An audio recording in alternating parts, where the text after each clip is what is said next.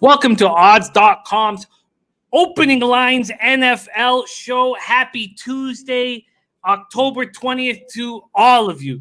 Here we go. Coming off a successful week, I went 7-3 plus 3.60 units. And Bebsy, his first losing week of the year, if you call it that, just down 0.23 units, 2-2, still sitting 24-9, hitting at 72.7%, up 13.50 units. ROI plus 40.91%, average line minus 114. I'm at 30-26, 53.6%, plus 0.70 units. ROI plus 1.25%, average line minus 112. 0-3 in props. Should be 30-23, or I should just succeed at prop betting. Bebsy, we missed you on Sunday. Great to have you back. How are you, my man? Good to be back. I feel a little recharged after some time in the Canadian wilderness, getting back to my roots.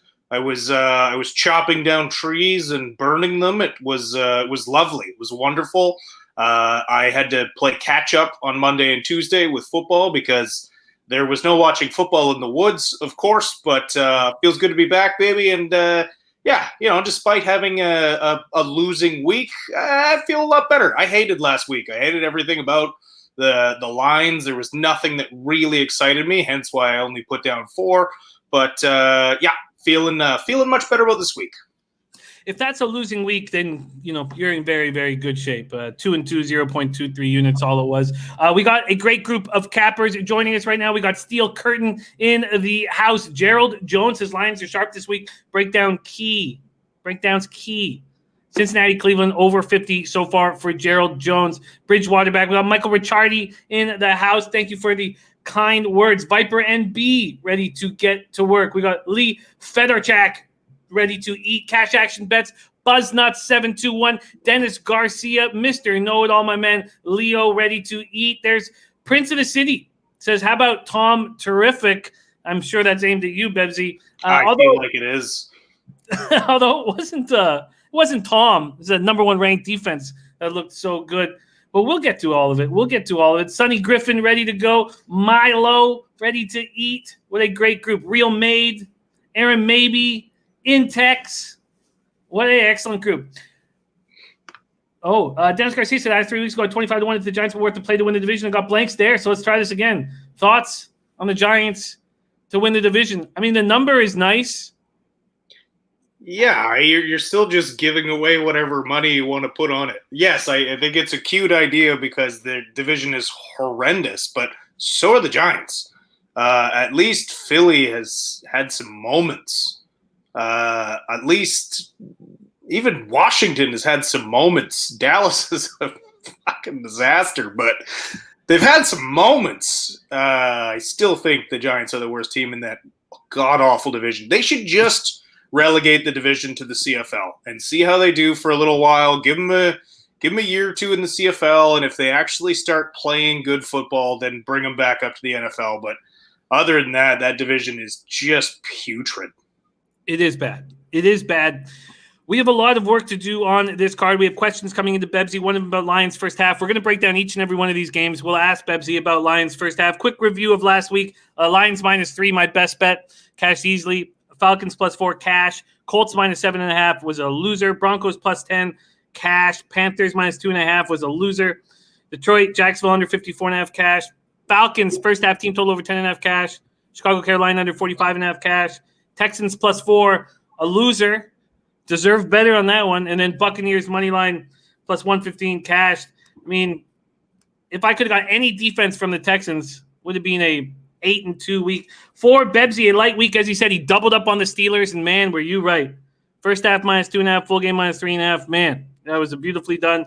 And then you had Panthers -2.5 and Packers -2. That was last week. Let's get to this week. We're going to start off with the Thursday nighter.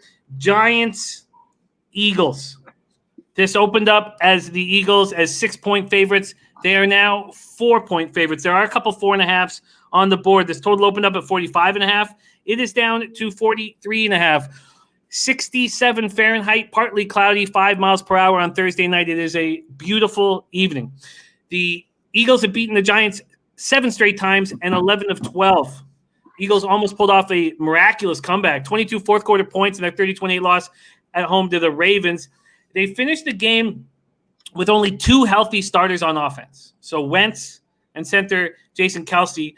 Miles Sanders suffered a knee injury.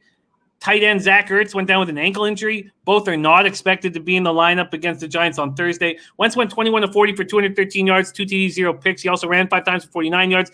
Jalen Hurts looked very good. He's expected to be used more moving forward. Overall, Hurts has been on the field for 18 snaps this year, and the offense has gained 180 yards on those plays.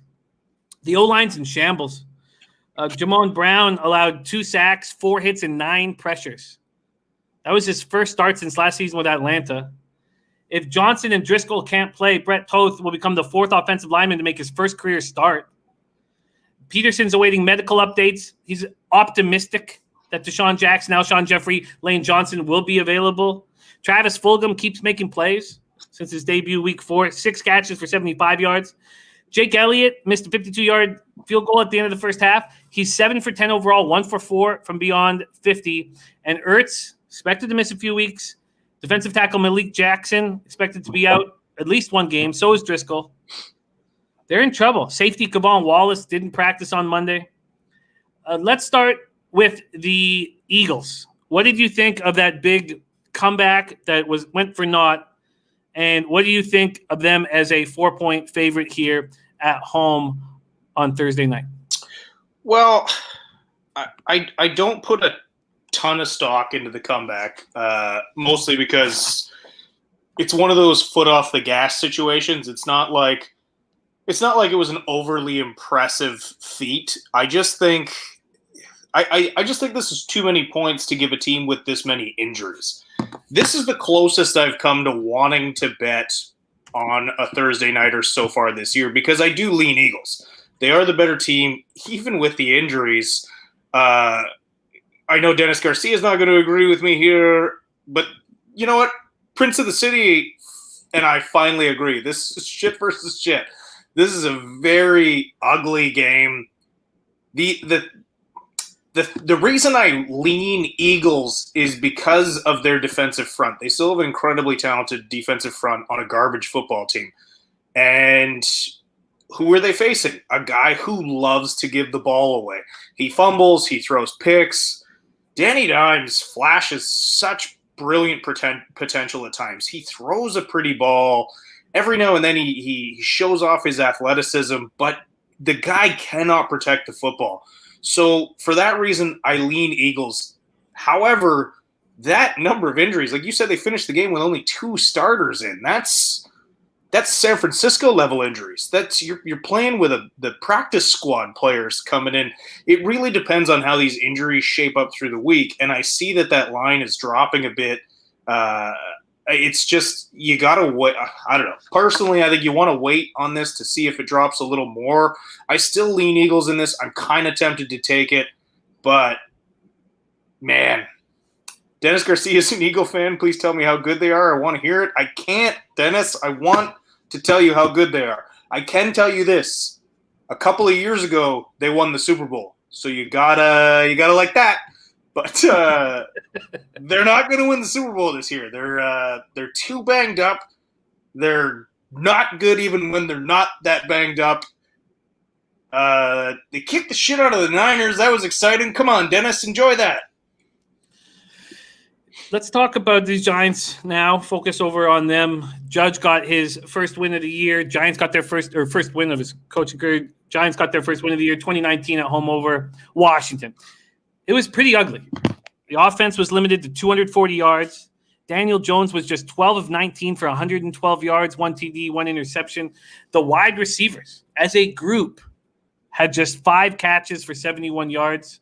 Danny Dimes ran 7 times for 74 yards. Devonta Freeman ran 18 times for 61 yards. But it was the defense that set up the offense. The defense scored the game-winning touchdown on a fumble return.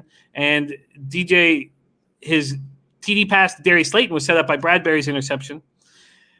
Now, Kyle Fackrell linebacker, has had 2 very big games back-to-back. And Ryan Lewis has stepped up a corner spot, so they finally have a suitable partner for Bradbury, it looks like.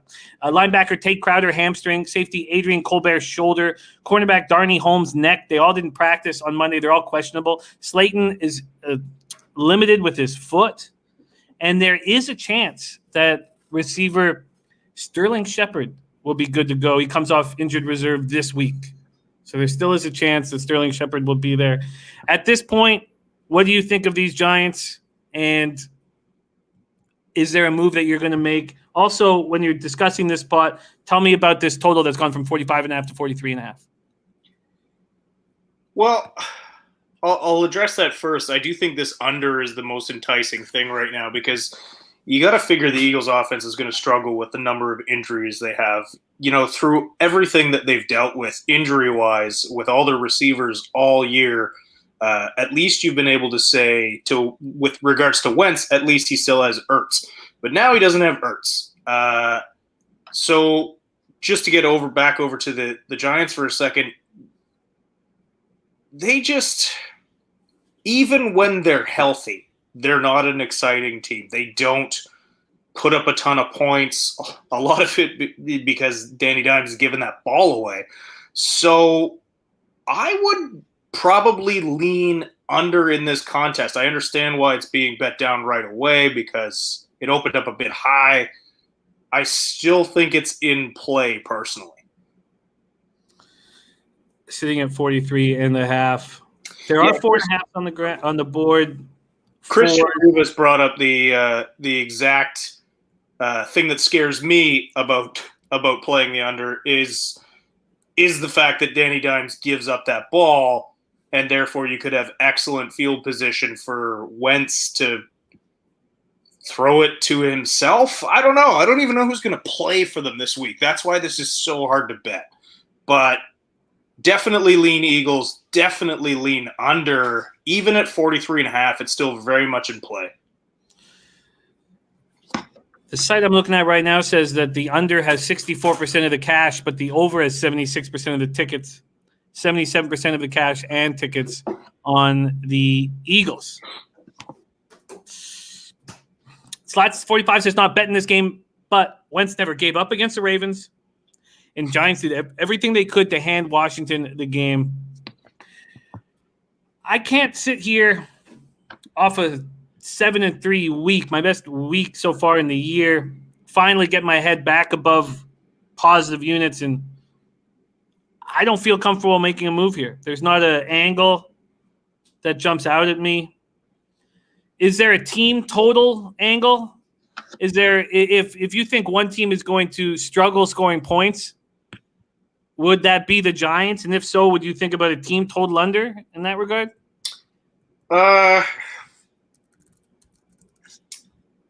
Again, like Thursday night with a lot of injuries on the table, you would think under. So what is that team? You know, and I hum-hawed about that team total under for the Giants last week, and it would have hit.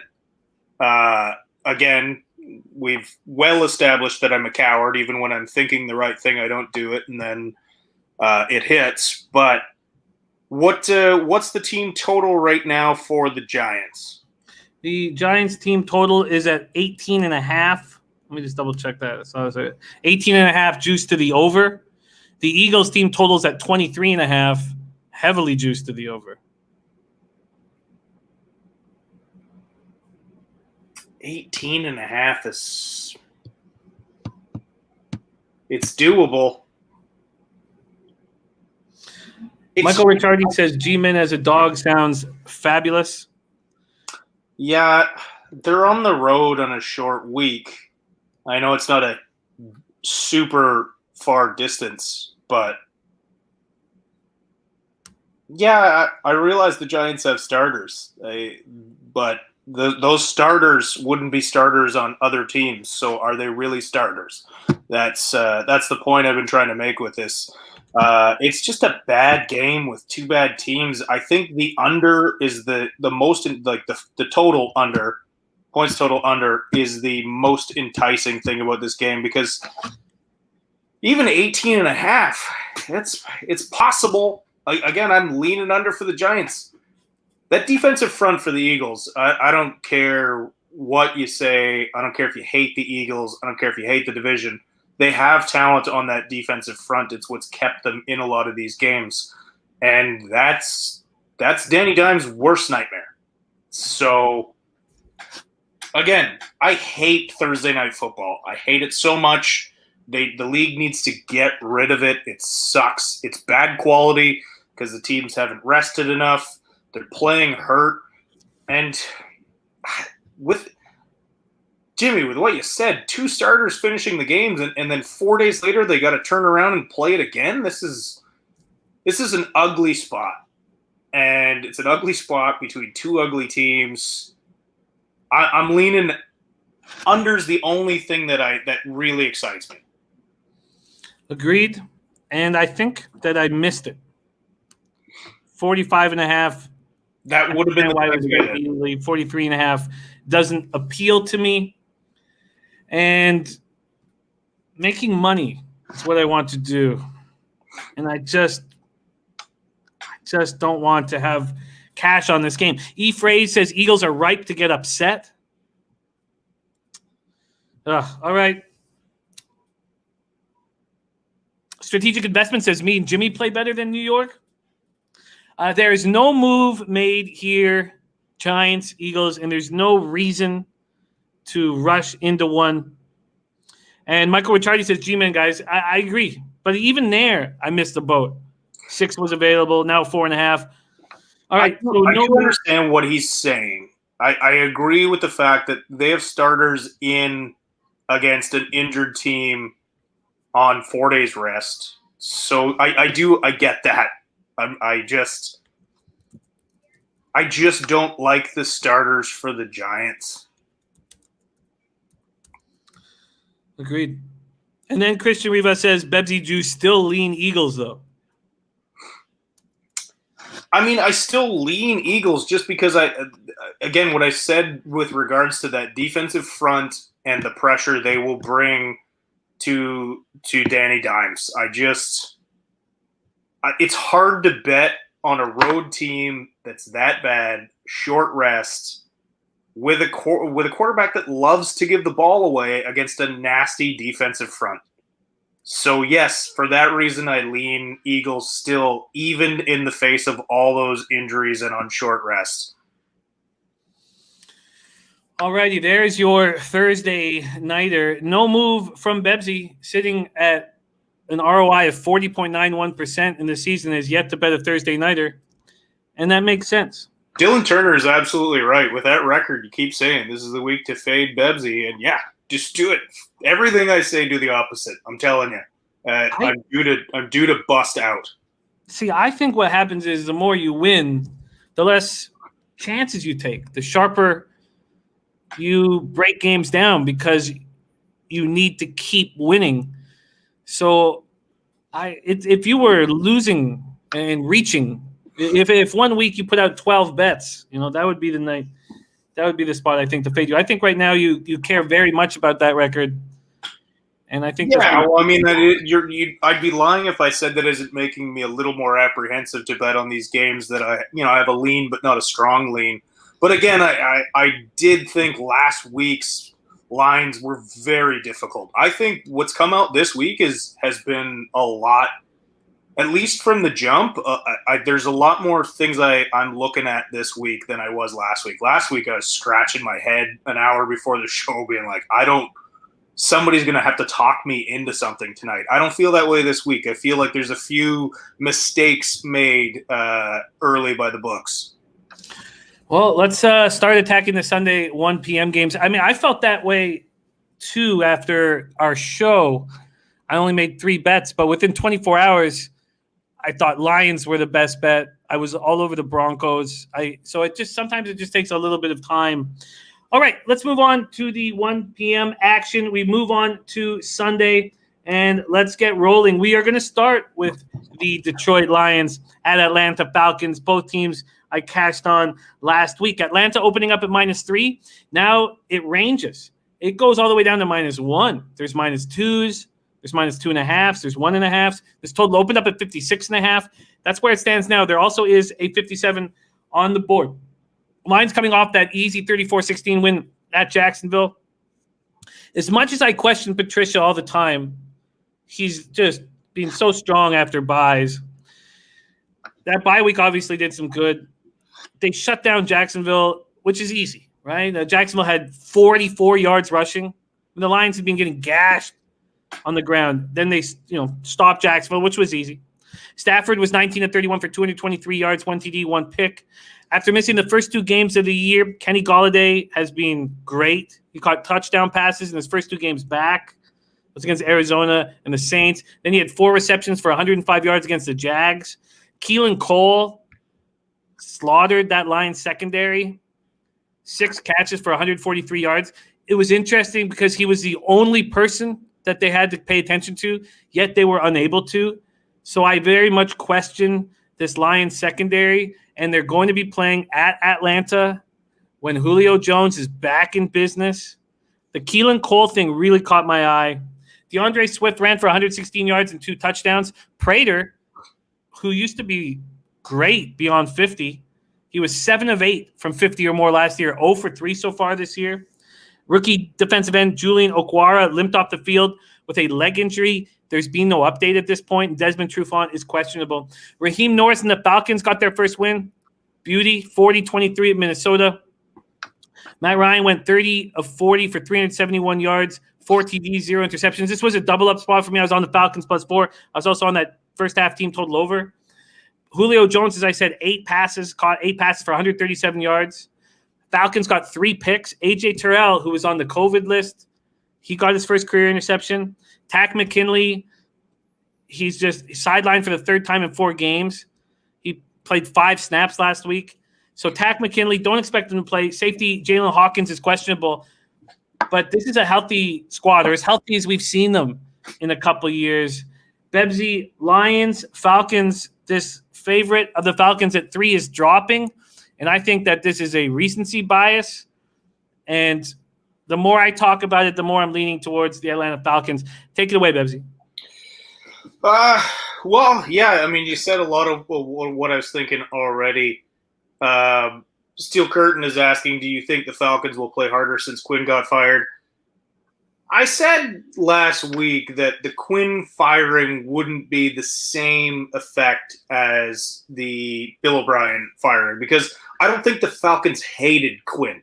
I think the Houston Texans hated Bill O'Brien. I don't think it's quite the same thing. However, they did play better this week, but did it also coincide with an easier matchup and them getting healthier? Yes. So, and also Dennis Garcia said with something I was going to bring up, sort of semi-joking, is it just betting the team that's losing at half? Yeah, it kind of is. Like, whoever jumps at the play might be to just do a live bet and just wait to see who's getting their ass kicked early and then bet on the other team.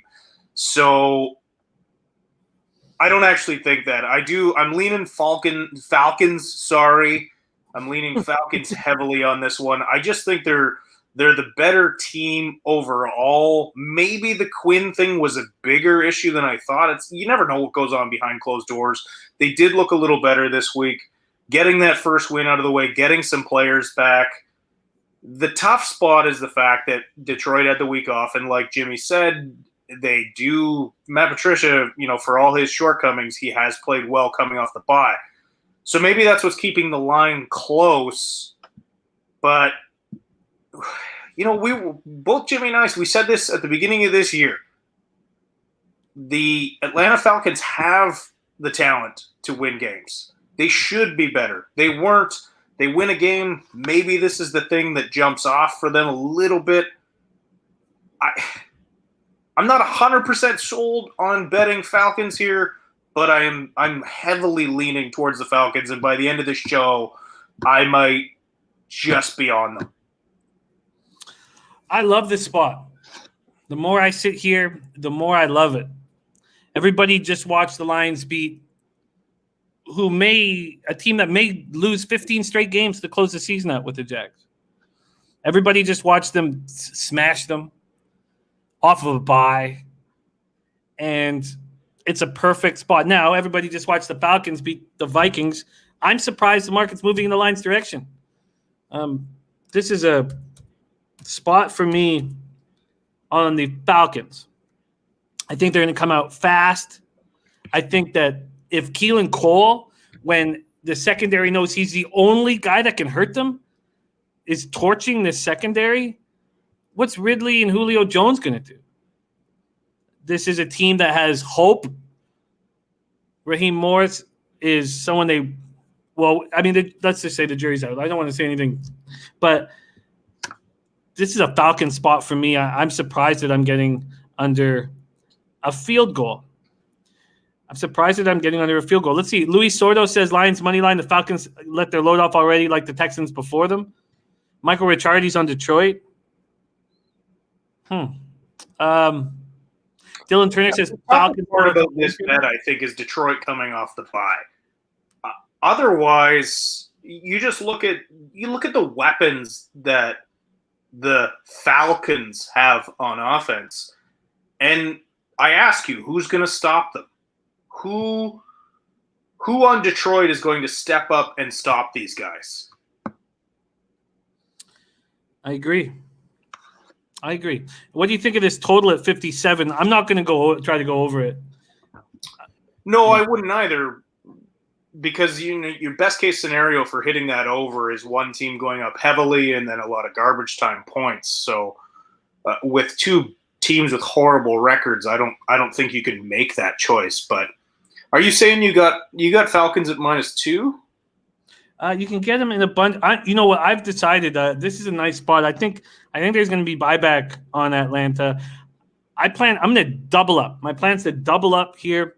I'm going to see what I can get after the show, but my plan is to double up first half, full game on Atlanta. Let's see what I can get Bebsy if he's interested. Why don't we do some shopping around in the licensed books here, the American licensed books on odds.com. Let's see what I can offer you. I can offer you the Falcons at -2 and -111. That's available at BetAmerica and resortscasino.com. Yeah. I'm gonna write that in for now, and then by the end of this show I'm gonna have an answer for you, but I think I'm probably gonna jump on that play as well. All righty.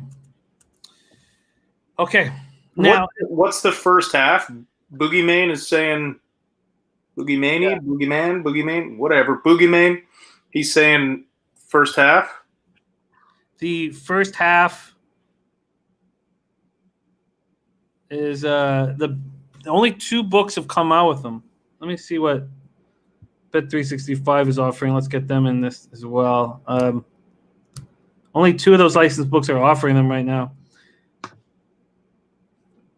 Bet365 is offering, wow. How do you not take this? First half, Falcons -0.5 at -105. That's crazy. Yeah, there's the play. That's crazy because it's -0.5 at -105 at Bet365 right now. And Bet Rivers will give you -0.5 at -122. That's wild. That's a huge opportunity right there that I want to bet right away. And I'm sure when I bet it in 2 hours, it won't be available.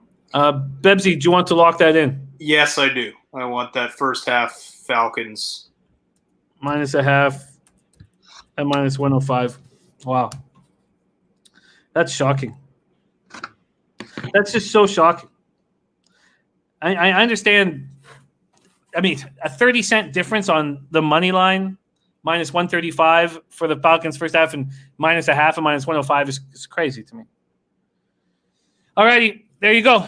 There is Lions Falcons. I planned the first half full game, the Atlanta Falcons. And we're on the board, baby. We are on the board. Thank you for watching our Tuesday Opening Lines NFL show. Let's move on to our next spot. Browns. Bengals. Battle of Ohio. Let's go. Browns, Bengals. Let's see what we're dealing with here. Cleveland opens up as minus 3.5-point favorites. That's gone. If you want them at 3.5 right now, you're going to get plus money attached to it. The threes have hit the board for the Browns on the road. This total opened up at 51.5. It is now hit 50.5. Chris, my guy Chris, thank you for the kind words. And let's go. Browns, Bengals. Cleveland's longest winning streak since 1994 came to a crashing halt. They're 4-2, 1-2 on the road, going up against the Bengals 1-4 and 1-1 at home. The Browns were pummeled 38-7 at Pittsburgh, losing their 17th straight game at Heinz Field. Bebsy had the Steelers first half in full game, and Big Ragu made the Steelers full game his best bet on our Sunday show. Cleveland managed just 75 yards on the ground, 113 below its season average. Mayfield 10 of 18 for 119 yards, a touchdown and 2 picks, and then he has to leave the game late to protect his tender ribs. 4 interceptions he threw over a 4-quarter span. Cleveland was held to 1 of 12 on third downs, 0 for 3 on fourth downs. Myles Garrett did get his AFC leading 7th sack of the season. Safeties Carl Joseph and Ronnie Harrison Jr., linebacker Jacob Phillips, guard Wyatt Taylor are all questionable. Bengals blew a 21-0 second quarter lead, ended up losing 31-27 to the Colts. Bengals were driving towards the winning score before Burrow was picked off at the Colts 22 with 46 seconds left. He ended up 25 of 39 for 313 yards and a pick. T. Higgins is emerging as a dangerous weapon. 6 catches for 127 yards against the Colts. A.J. Green had his first game where he was relevant in 2 years. 8 passes he caught for 96 yards, and all except 1 went for first downs.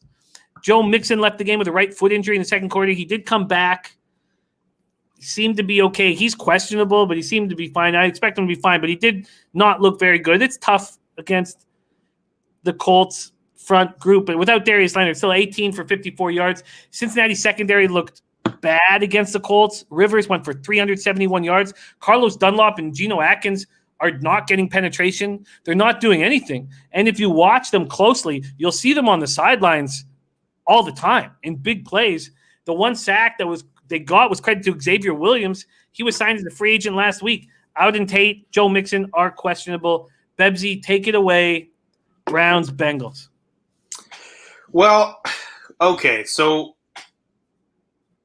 can we all agree that this line is this close because the Browns got absolutely shit-stomped last week, just like we said they would? The Browns against the Steelers for a long time has just been a punishing game.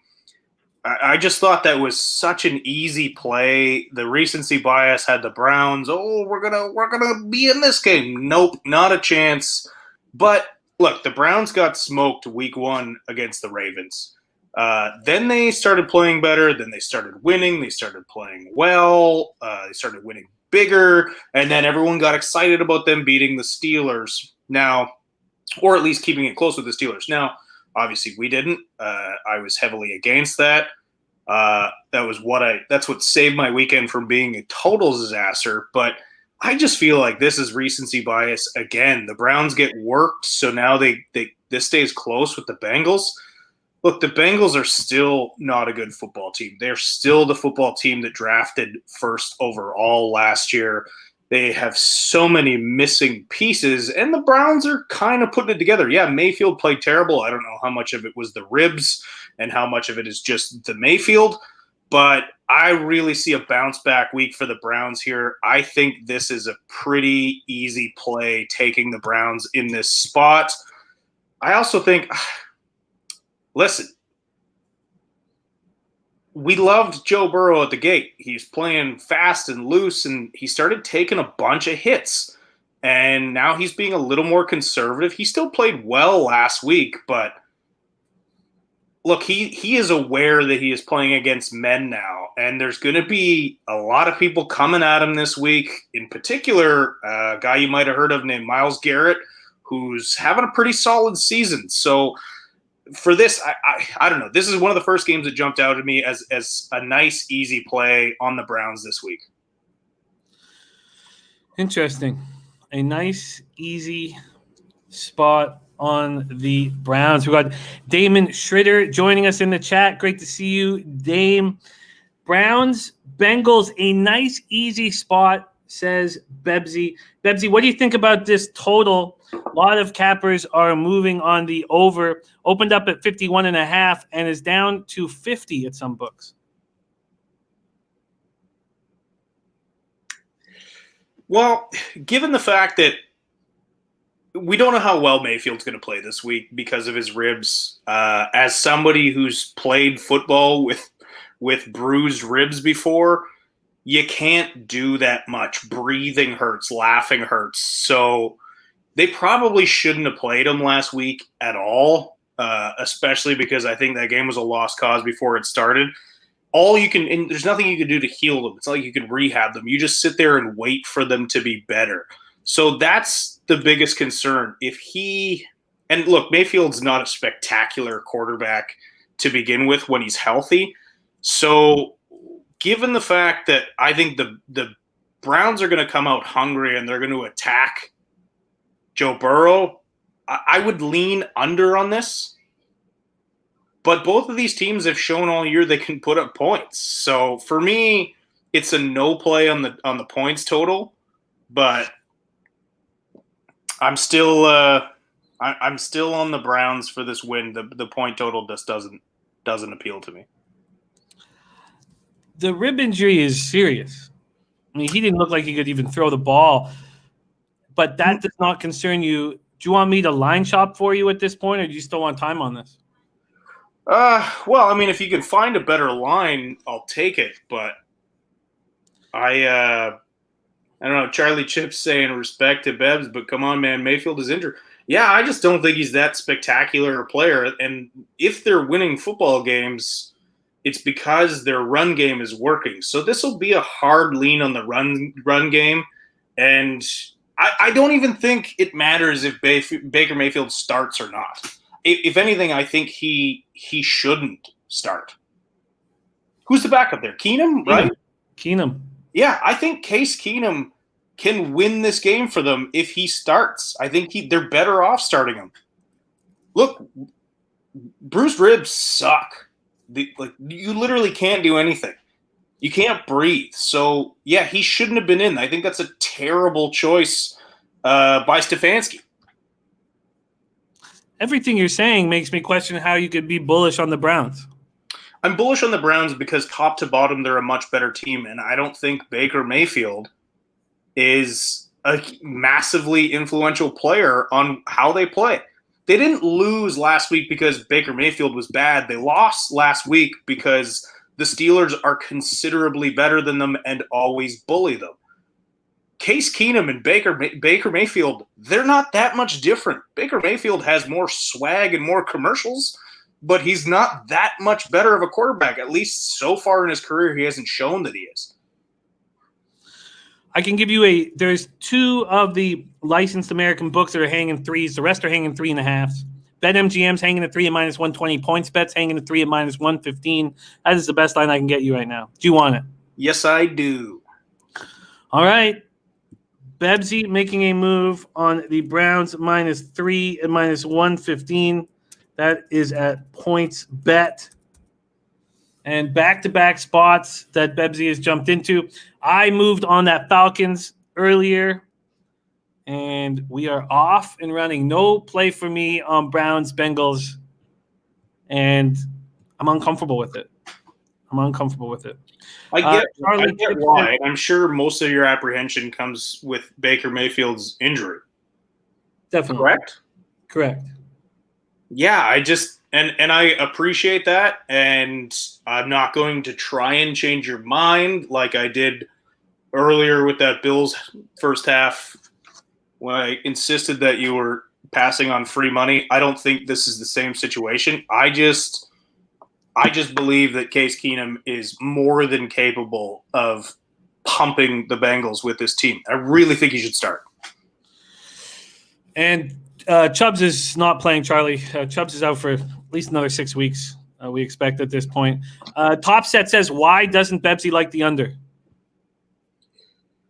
I just don't like the under because both these teams have put up points in most of their games this year. We've seen Joe Burrow with a lot of backdoor covers.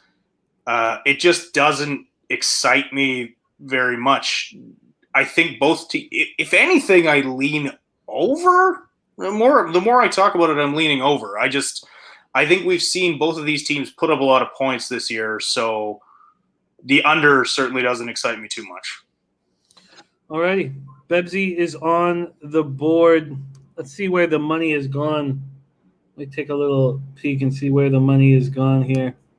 At this point, we have we don't know. Let me see here. Okay. Yeah. They've not put it up yet. So we will have to wait and see where the money is. All right, there you go. That is the Battle of Ohio. Let's move on to the two undefeated teams in the AFC. 5-0 Steelers at the 5-0 Titans. Last two undefeated teams in the AFC. Let's see what we are dealing with from a market perspective here. Pittsburgh opens at -1. They're now up to 2 at most books. 1.5 at some, 2 at most. This total opened up at 52.5. It's still there at a couple books, but there's 52s and 51s on the board. Steelers coming off that 38-7 smash and grab we were just talking about against the Browns. They extended their home winning streak over the Browns to 17 years and counting. They improved to 5-0 for just a second time in the franchise's 87-year history. Roethlisberger passed for 169 yards in the score. Connor ran for 101 yards in a touchdown. Pittsburgh sacked Mayfield 4 times, picked him off twice. A week after allowing Philadelphia to convert 10 of 15 third downs, they held Cleveland to 1 of 12 on third down, 0-3 on fourth down. The big issue here is Devin Bush. God, he looked good this year. 2019 first-round draft pick, done for the season. Tears his ACL in the second quarter. He had played every single defensive snap before his injury. He wears the green dot on his helmet so that he can communicate with the sideline as the defensive play caller. Depth at inside linebacker was a concern already for the Steelers going into the year. They put Vince Williams, who plays alongside Bush, and Vince is the guy they use for run protection, and they use Bush to drop back in coverage. When Bush got hurt, they moved Williams into that spot to protect the pass coverage, and then they brought in Robert Spillane, a special teams player who was elevated from the practice squad a year ago. That's a big problem. Marquise Pouncey, center, guard David DeCastro are questionable. And then we have the Titans coming off 42-36 overtime win at home over the Texans. Titans finished with a franchise record 601 yards of total offense. Tannehill 30-41 for 364 yards, 4 touchdowns, 1 interception. Big shout out to Joe Yurkovich, who was in our Sunday show chat. Joe said, take Derrick Henry over. It was a little over 100 yards. It was at plus money. And great call, Joe. Derek ran 22 times for 212 yards and 2 touchdowns. They're the first team in NFL history to have a passer to throw over 350 yards and a player to rush for over 200 yards. The Titans are 16-0 when Henry runs for 100 yards. They've now scored at least 31 points in 4 straight games. They're rolling. They've scored at least 42 points in back-to-back games for the first time since 1961. But, and there's a big but, that defense gave up 335 yards through the air, 4 TDs against Deshaun Watson. Of the handful of players they've got that were more than a handful that were on the COVID-19 list, they've got a bunch back. Defensive lineman Jeffrey Simmons back, Adam Humphries back, Cam Batson back, cornerback Christian Fulton, fullback Kari Blessingame back. Only Corey Davis and tight end Pruitt from the active roster remain on that list. And then we have another giant injury, Taylor Lewin, torn ACL.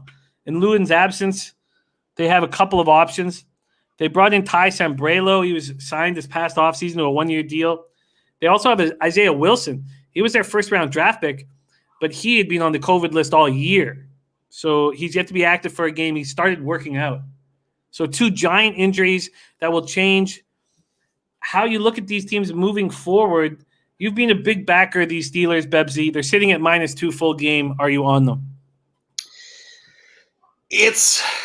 Listen, this is the hardest it's been to back the Steelers because I think the rest of the betting world has been sleeping on them, but I don't think they are in this one. Obviously, they're playing the only other undefeated team in the conference. I still want to take the Steelers in this listen, let's simplify this for a second and look at the two biggest injuries.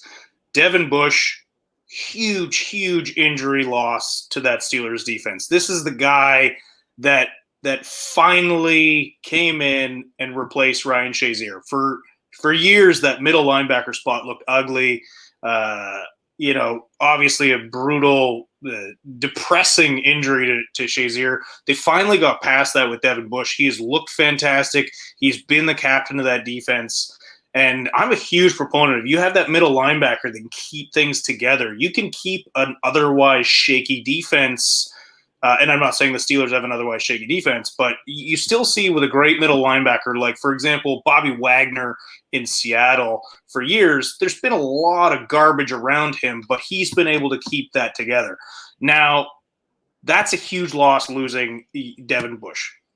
They have a ton of other talent around them, particularly at the defensive end position, which plays into what I'm going to mention about the Tennessee biggest injury. Taylor Lewan, your star left tackle, that is a crushing blow as well. Less so in the running game and more in the protecting Ryan Tannehill's blind side. So this is a very, very difficult spot, but you saw how well the Houston Texans played against this team. And I was wrong about how they would, the Titans would look coming out of this COVID break. I thought they would be sluggish. I thought they'd be rusty. They kicked the shit out of the Bills. I was dead wrong about that game.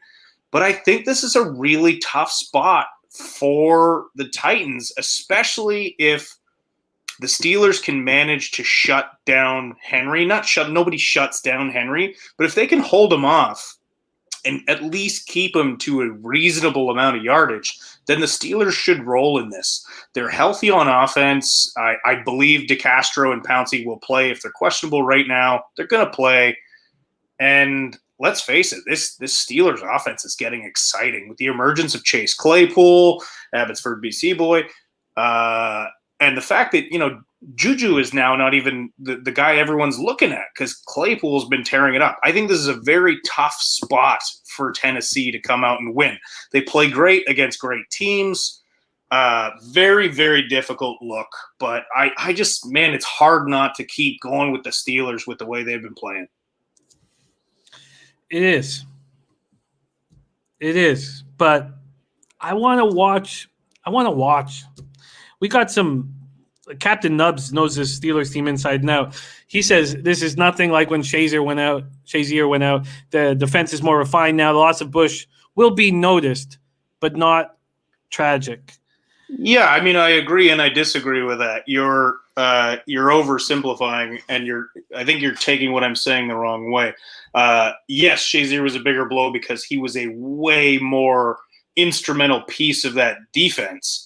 I just mean losing that captain of the defense and losing the guy who finally made the Steelers move on from Shazier. That's all I'm saying. And I agree. I also agree with what you're saying that it's not the same as losing Ryan Shazier because the rest of that team is good around them. Yeah, no, I think your points all make sense. What do you think of this total right now? This total is sitting at, where are we? Sorry, this total opened up at 52.5 and is starting to dip. The lowest on the board is 51.5. What do you think about it? Well, if it's starting to dip, maybe sit back and watch it dip some more because, frankly, I'm kind of on the over. These are both teams that have been putting up points. A very talented Titans offense and their defense. I think somebody in the chat just mentioned it, but they haven't been able to stop anybody, so they're not going to stop the Steelers. So if anything, I lean over. I mean, personally, sit back and watch that line because if it keeps dipping, then the over, I think, is very much in play. Interesting. Are you going to make a move at this point? What do you got as far as a line for the Steelers on this? The best I can give you on the Steelers is a -2 and -108. That's available at betamericaresorts.com. Let's circle back to that one. Okay. Bloods W like the under. Chris Brady likes the over. Al Cervic in the house, over or nothing for me. ABG ball game is on the under. And Michael Ricciardi says, preach, Bebsy, love the over. Yeah, I mean, it's over no play for me.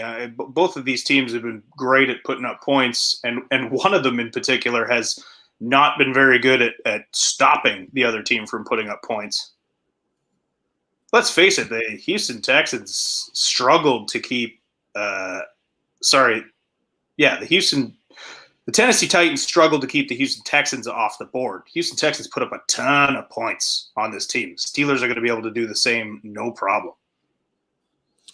Dennis Garcia says, Tennessee struggled to beat Denver, Jacksonville, Minnesota, and Houston, who are all mediocre or worse. Pittsburgh, second in rush per yards allowed, will make Tennessee one-dimensional. If there is a team in the NFL that plays up and down to their competition more than any other team, it is without question the Tennessee Titans. So I'm not going to put a ton of stock into what their other games play. It's almost like Vrabel's just like, okay, this team is this good. We have to play this good this week to be in this game. It's been like that for years with them. They play up and down to their competition. It's why they've been frustrating to bet against. They have played garbage teams and then somehow squeaked it out with like a last-second field goal. So I can't put a ton of stock into that. You're right. It's a good point. I just can't put stock into it. Robert Allen says, I'm all over Pittsburgh unders this year. Otter on the over says Steelers team total has been cashing. If it's like 25.5, you have to. It's at 26.5. I bet 365 right now, -120 on each side. All right, Bebsy will be deciding. I should put a note here. Bebsy's going to be deciding whether he's going to move on it. All right, let's move on. And no play there for me at this point. But I am leaning towards the Steelers, but no play for me. All right, let's move on to Carolina, New Orleans, Panthers, Saints. Panthers 3-3, 2-1 on the road at the Saints, 3-2, 2-1 at home. Let's see what we are dealing with here. Saints open up -7.5. There is 1-7 on the board. This total is sitting at 51. Carolina's 3-game win streak ended with a 23-16 loss at home to the Chicago Bears on Sunday. Bridgewater, 16 of 29 for 216 yards. No TDs, 2 interceptions. He did run 8 times for 48 yards. Panthers managed just 303 yards on offense. Actually, that's not just. I shouldn't say that. The Bears are a tough team. So Panthers managed 303 yards on offense, but were just 3 of 13 on third down. They gained just 23 yards on 13 plays inside the Bears' 20, which gave them 1 TD on 3 trips. I was on Carolina, so was Bebsy. I believe it was Dennis Garcia who said, take the under. Carolina and Chicago have terrible red zone offense, and Chicago's got such great red zone defense, and we saw that. So 1 TD and 3 trips inside the 20, and Bridgewater didn't complete a pass in the red zone. Carolina turned the ball over 3 times, twice on interceptions by Bridgewater, once on a fumble by Mike Davis. Davis ran 18 times for 52 yards and 1 TD. McCaffrey missed his 4th straight game with a high ankle sprain. It's possible that he returns this week. Keith Kirkwood, their receiver, was put on injured reserve after the game. So was their safety, Justin Burris. Wide receiver Curtis Samuel and cornerback Eli Apple are still questionable. Saints are coming off their bye week. Week 5, they beat the Chargers on Monday night, 30-27 in overtime. Looking back at the year, I think that's the worst bet that I made, was backing the Saints first quarter, first half. And then when the news came out about Michael Thomas punching a teammate, and that's why he wasn't in the lineup, I should have just immediately taken the other side. Supposedly they're over that. Michael Thomas will be back in the lineup. Saints rallied from a 17-point second quarter deficit. Breeze goes 33 for 47, 325 yards, 1 TD, 1 interception. He didn't look good, but he became the oldest quarterback with more than 32 completions in an NFL game. Emmanuel Sanders looked awesome. 12 passes he caught for 122 yards. Kamara could get nothing done on the ground, just 11 for 45, but he caught 8 passes for 74 yards. This is expected to be a very healthy group coming off their bye. Bebsy, is this too many points for the Saints? 7.5-point favorites. Yeah, I think it's too many points. I love the Saints coming off the bye, getting healthy. You know, Michael Thomas punching a teammate. These guys are, you know, spazzes, pro athletes. They get over shit. I don't think that's a big deal. I think the media will want to make a bigger deal of that than it is. I don't put a ton of stock into that. What I put stock into is the Saints getting healthy and coming off the break. I like them in this. I just think this is a lot of points to give a Panthers team that, you know, might have been Dennis Garcia again, but somebody said playing the Panthers, we were making money off the Panthers for weeks, and the league finally caught up to it, or the books finally caught up to it, and I thought I could squeeze one more week out of it. I was wrong. But still, this Panthers football team is a decent football team. They're coached well. They look good. They look way better than anybody expected. So I just think it's too many points. It's floating around 7.5. That's too much for me, even though I love Sean Payton coming off the bye. I love the fact that Thomas is coming back to this offense.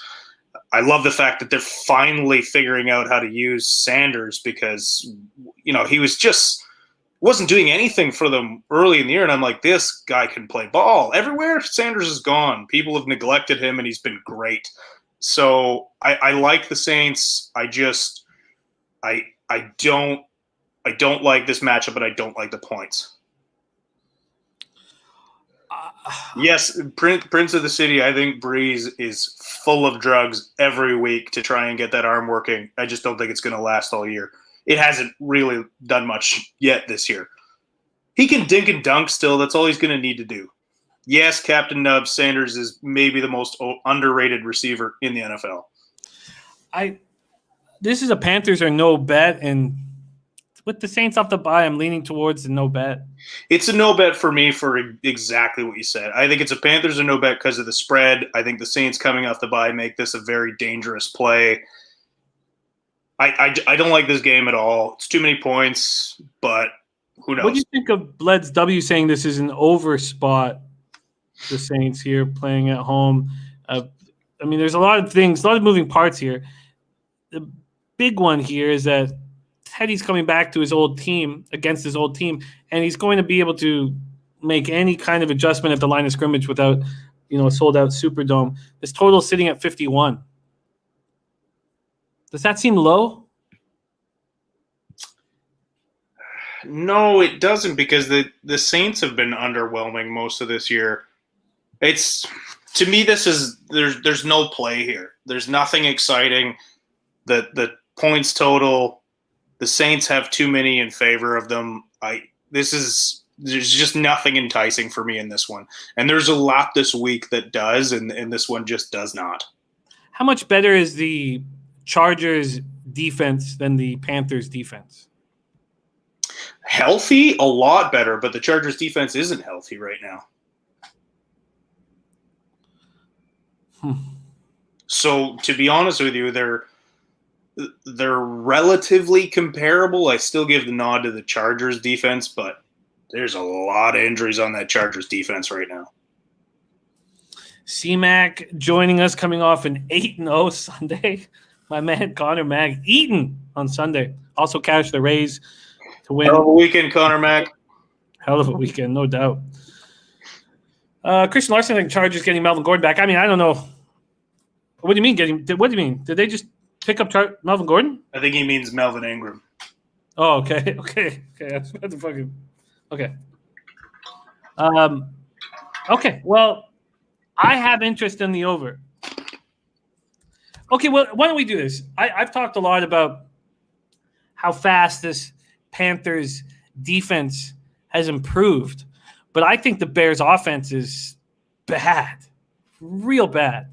And yeah, you're not alone on that island, but so in saying that, I don't think the Panthers defense is as good as it's looked the last few weeks. I thought that the reason why we had an edge on the Panthers, an edge that I talked about and didn't have the balls to follow through with until it was too late, but was Derek Brown stepping up.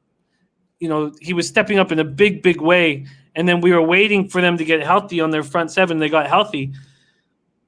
And I'm leaning towards the over 51. I just – don't you think the Saints are going to have an offense that's just humming right now after a bye? Yeah, well, I mean, this is the time if you're going to put any stock into Breeze. It's now after he's had an extra week of rest, but I don't know. Maybe his old body has trouble get going after 2 weeks off. I get why you're excited about this. It just doesn't get me going at all. All right. I'm close to pulling the trigger. Chase Dozier, what up, my man? Thank you. It was all the best bets hit on Sunday. It was a lot of fun show. All right, let's move on to Bills Jets. I imagine that everybody will be on the Bills in their survivor pools this week. I plan to be as well. Let's see what we're looking at. Bills open up at minus 13. The leading indicator books have moved it to 13.5. I imagine it will be there shortly. This is the Bills on a short week. This is an angry Bills squad. Disappointing 26-17 home loss to the Chiefs. The teams that played in last year's AFC Championship both stomped on the Bills. Titans stomped on them, and then the Chiefs did. They were just completely dominated by the Chiefs on the ground, which was Coach Reed pulling a fast one. They still lead the AFC East, game ahead of Miami. New England is in third place, 2 games back. As I said, the Bills' defense carved up for 245 yards on the ground. Chiefs went 9 for 14 on third down. Buffalo has allowed 3 of its past 4 opponents to convert 60% or more on third down opportunities. The Chiefs had a 15-minute edge in time of possession. Allen was completely shut down, 14 and 27, 122 yards, 2 TDs, 1 pick. Devin Singletary, 10 rushes for 32 yards. Cornerback Cam Lewis did not return after hurting his wrist. Starting left guard Cody Ford was carted off the sideline after hurting his knee. Buffalo's defensive struggles led to a shakeup, but the shakeup didn't really work. Defensive end Trent Murphy and defensive tackle Harrison Phillips were inactive. They were replaced by Brian Cox and Justin Zimmer, who were elevated from the practice squad. They really miss Matt Milano, who's still questionable. Linebacker Tyrell Dodson is questionable with a hamstring injury, but it's Milano who's the big missing part right now. Jets were embarrassed 24-0 Miami, 0-6.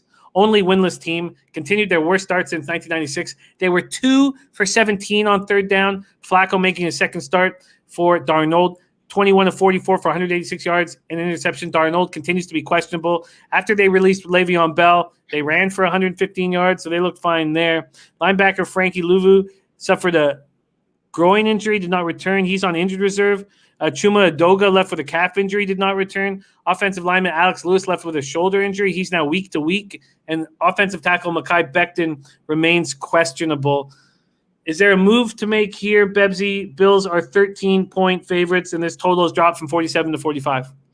I just think it's too many points. I do like the Bills bouncing back here and putting forth a dominant performance against an awful Jets football team, an awful and injured Jets football team. Just it's an awful lot of points to give a team that's just gotten worked 2 games in a row, and it's a divisional game. It's almost like they're begging you to bet the Jets right now. So for me, this is a no play. I'm not interested in that many points taking the Bills, and I couldn't look myself in the eye taking the Jets. So it's a no play for me. I don't know how you can get excited about this one, to be honest with you. I agree. I mean, let's talk about the Bills. What were the biggest flaws on this team that's just been beaten up by the AFC elite? Well, their defense has really let them down, and the offense. Look, the first few weeks of the season, that offense was firing out of the gates, and they were scoring so many points to start these games, and then their defense was playing great, and then letting teams back in, which was kind of scaring me. It's why I love the Bills so much first half. But then all of a sudden, the Bills, 2 games in a row, haven't been able to move the ball offensively. So in a way, it looks like the defense is terrible, but really it's that offense has not been doing what they were doing at the start of the year. So Josh Allen hasn't looked as good as he did. That offense just doesn't seem to be gelling. And, anytime an offense isn't playing well, it puts more pressure on the defense. You're on the field longer, you get tired faster. And, for as good as this Bills defense is on paper, they haven't been terribly exciting. The most exciting thing that's happened to that defense is Josh Norman absolutely getting manhandled by King Henry. Which, Jesus, I don't know how you get up and play another football game after another grown man does that to you. So it's just, there's nothing terribly exciting for me about this. It's too many points to give a team that's struggling against a divisional opponent. Shannon Dan 44 says, I cash first half bets at a great rate. Trust me, Bills first half is easy money. What do you think? Are the Bills going to be up by more than 6.5? Well, yeah. I mean, that would be the play for me if there was a play. And you might have talked me into it because they will bounce back this week offensively. I think they're playing a terrible Jets defense. So if there is a play in this game, it's that. I lean towards the under because I don't see the Jets scoring many points. But Bills' first half is, without question, the nicest look right now. Do you think that you should wait till you know that Sam Darnold won't be playing? I don't think that makes a ton of difference, and that's not a knock against Sam Darnold. That is a knock against the Jets' offense. The 6.5 is heavily juiced. Let's just check it out right now. That's 6.5. Oh, shit. Sorry, I'm on the wrong game. It's up to minus 130 at a bunch of different books. I'd like to see what it is here. Yeah, it's minus 130 at Bet365 too. Chris Brady says he won't matter. Slats 45 says Bills first half. They've lost 2 in a row and they're pissed. Yeah, that's a pretty enticing play. I mean, I've hit a couple of times on Bills first half already this year just because they've been that team that up until recently jumped out. Yeah, I think Bills first half makes sense. I would almost prefer the 7 at a better price than sitting with a minus 130 in my pocket. And, it's just see if I can mess with it here. If I can move that, get an alternative point spread. I would prefer an alternative point spread. See if I can get one. I'll should be able to get a first half alternative point spread. Okay, I will look for one. But I would prefer minus 7 and minus 105 and minus 6.5 and minus 130. What do you think of this total? Dennis wondering about the under here. I mean, the Jets are not going to be scoring much. This is an angry Bills defense that wants to send a message that they're not that bad. And they did sort of show it against the Chiefs, but the Chiefs still ran down their throat. What do you think of this total? It's sitting at 45.5. Yeah, I mean, you have to figure the unders in the play just because it's the Jets. The Jets put up 6 points against the Niners' third string players.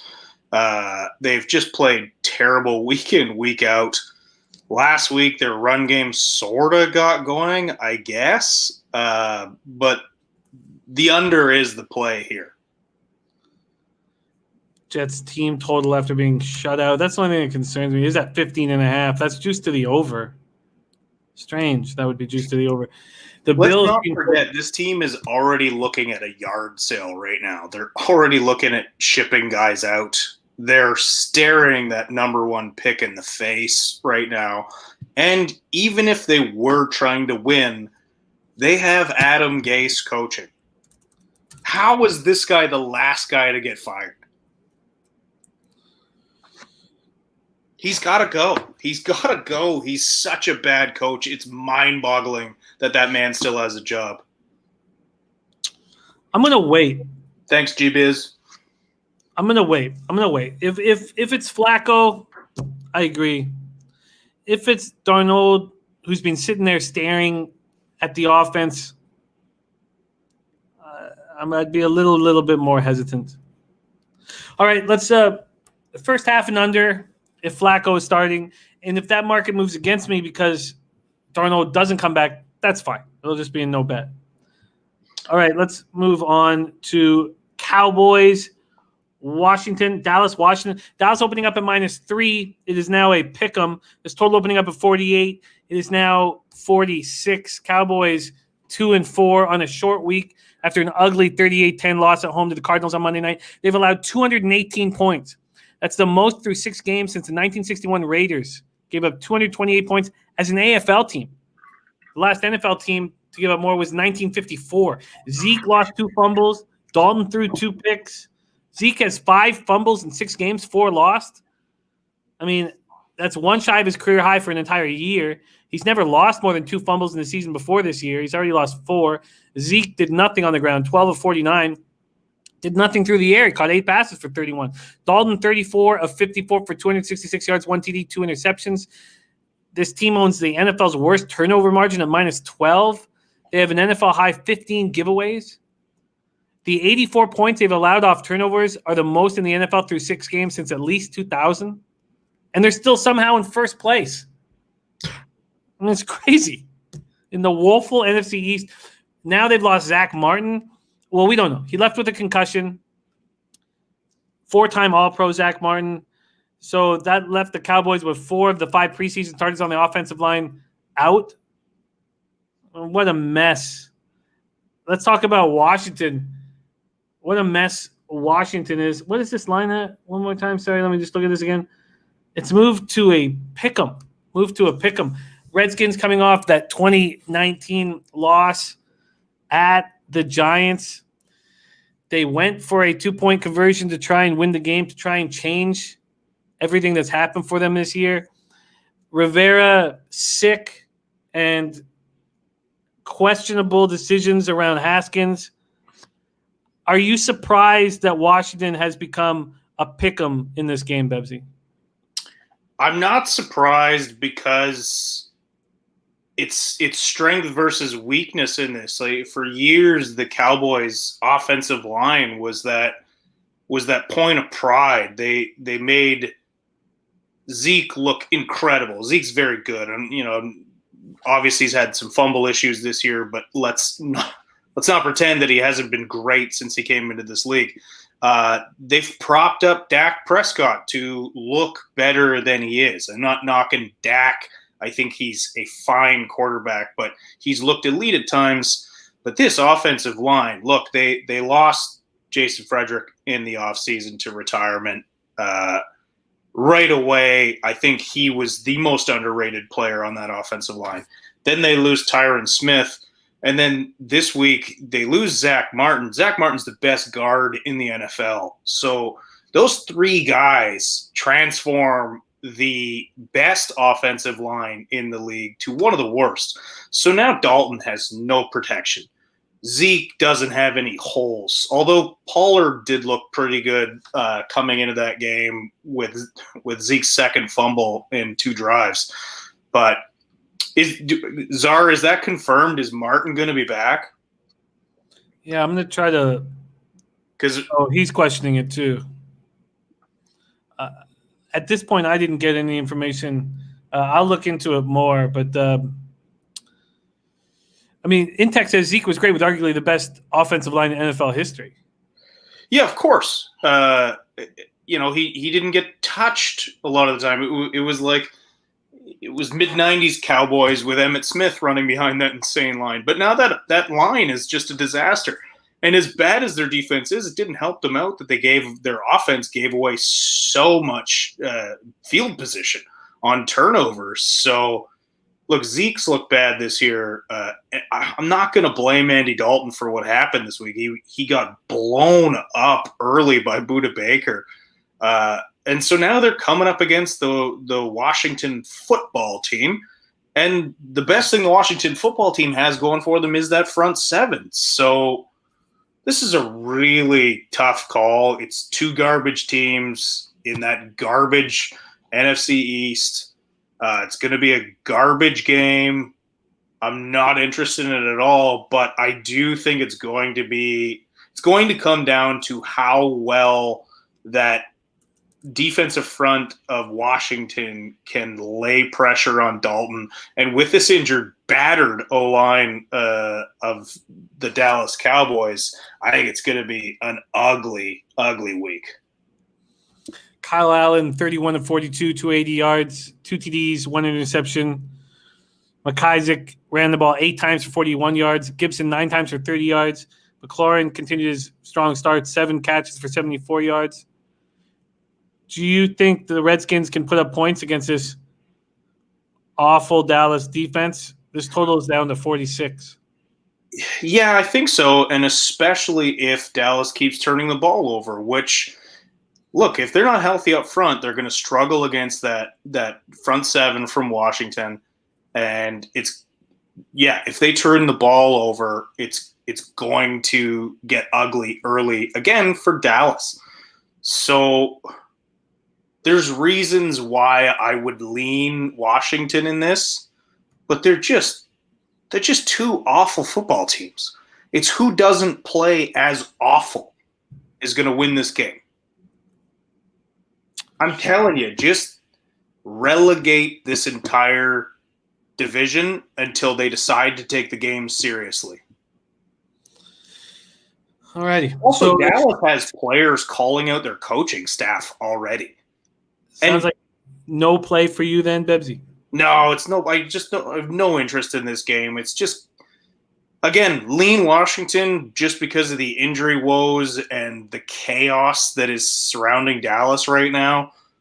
But they're already calling out their new coaching staff, which I agree with. I said at the start of the year, Mike McCarthy was a lateral move. He fired Jason Garrett because he's not inventive enough, and then they hire a guy who got fired from Green Bay a couple years ago for not being inventive enough. Like, what the fuck is wrong with Jerry Jones here? We all know Jerry's nuts, but it's a no play for me. It's a garbage game in a garbage division. All right, let's move on to Green Bay, Houston, and this will be the last of the 1 o'clock games. Green Bay opening up as 3-point favorites. It's now moved to 3.5. This total opened up at 55.5. It's now moved to 56.5.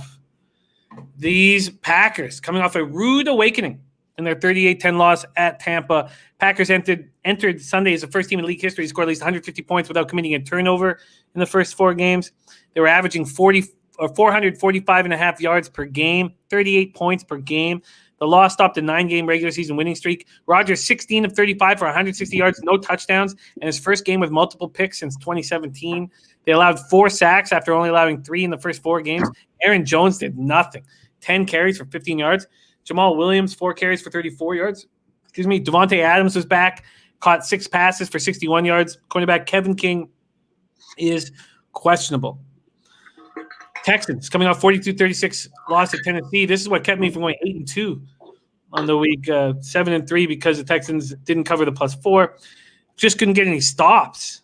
Titans put up a franchise record 601 yards against them. Gashed for 211 yards on the ground by Derrick Henry. Watson throws for 355 yards and 4 TDs. Fuller catches 6 passes for 123 yards. David Johnson, 19 runs for 57 yards. Cornerback Cornell Armstrong, linebacker Peter Kalambayi, tight end Jordan Akins, running back Buddy Howell are all questionable. Texans defense, after going up against the Buccaneers defense, will likely get shredded, but I'm not entirely sure what to do on this game. The over does look appealing. This is not the kind of game I expect where Green Bay can get out to a lead and just run the ball and run the clock, at least a big lead. And even if they have a big lead against Deshaun Watson, it's probably not safe. I can understand why this total's gone from 55.5 to 56.5. Green Bay 3.5-point favorites on the road. Bebsy, take it away. Well, I think this is a recency bias in the fact that Green Bay got pumped last week. And I think it was you that said, teams that are on a hot streak and get that early bye, it works against them. And it did. It absolutely worked against Green Bay. All that momentum they had going went out the window. They looked sluggish. They didn't look rested. They looked like they hadn't played in a while. And I don't think they're going to look like this week. This is a bounce-back week, in my opinion. This is a much better Green Bay Packers team going against a not very good Houston Texans team. This is another play that jumped out at me earlier when I saw this line come out. This is another easy Green Bay play for me. They're not going to play like they did last week, a second week in a row. They're going to come out angry. Rodgers is going to get that fire back. He's going to go back on the warpath that he was to start this season.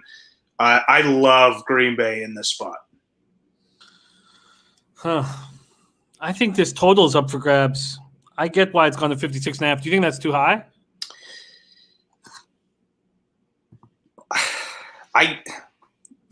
No, not necessarily, because what you alluded to earlier is Deshaun Watson and his ability to cover and put up points. But I don't know. This feels like a Green Bay blowout to me, and I don't know if they're going to be able to come back and put up these points. They're admirably putting up some fights now, but for me, the play here is Green Bay. The over enticing. It's not my play, but I can understand why you would want the over, and I understand why it's going up. But this to me is a nice possible double up spot for Green Bay. Nut Flush Allen is making Packers first half his biggest bet of the year. At this point, the Packers have taken 87% of the cash, 91% of the tickets.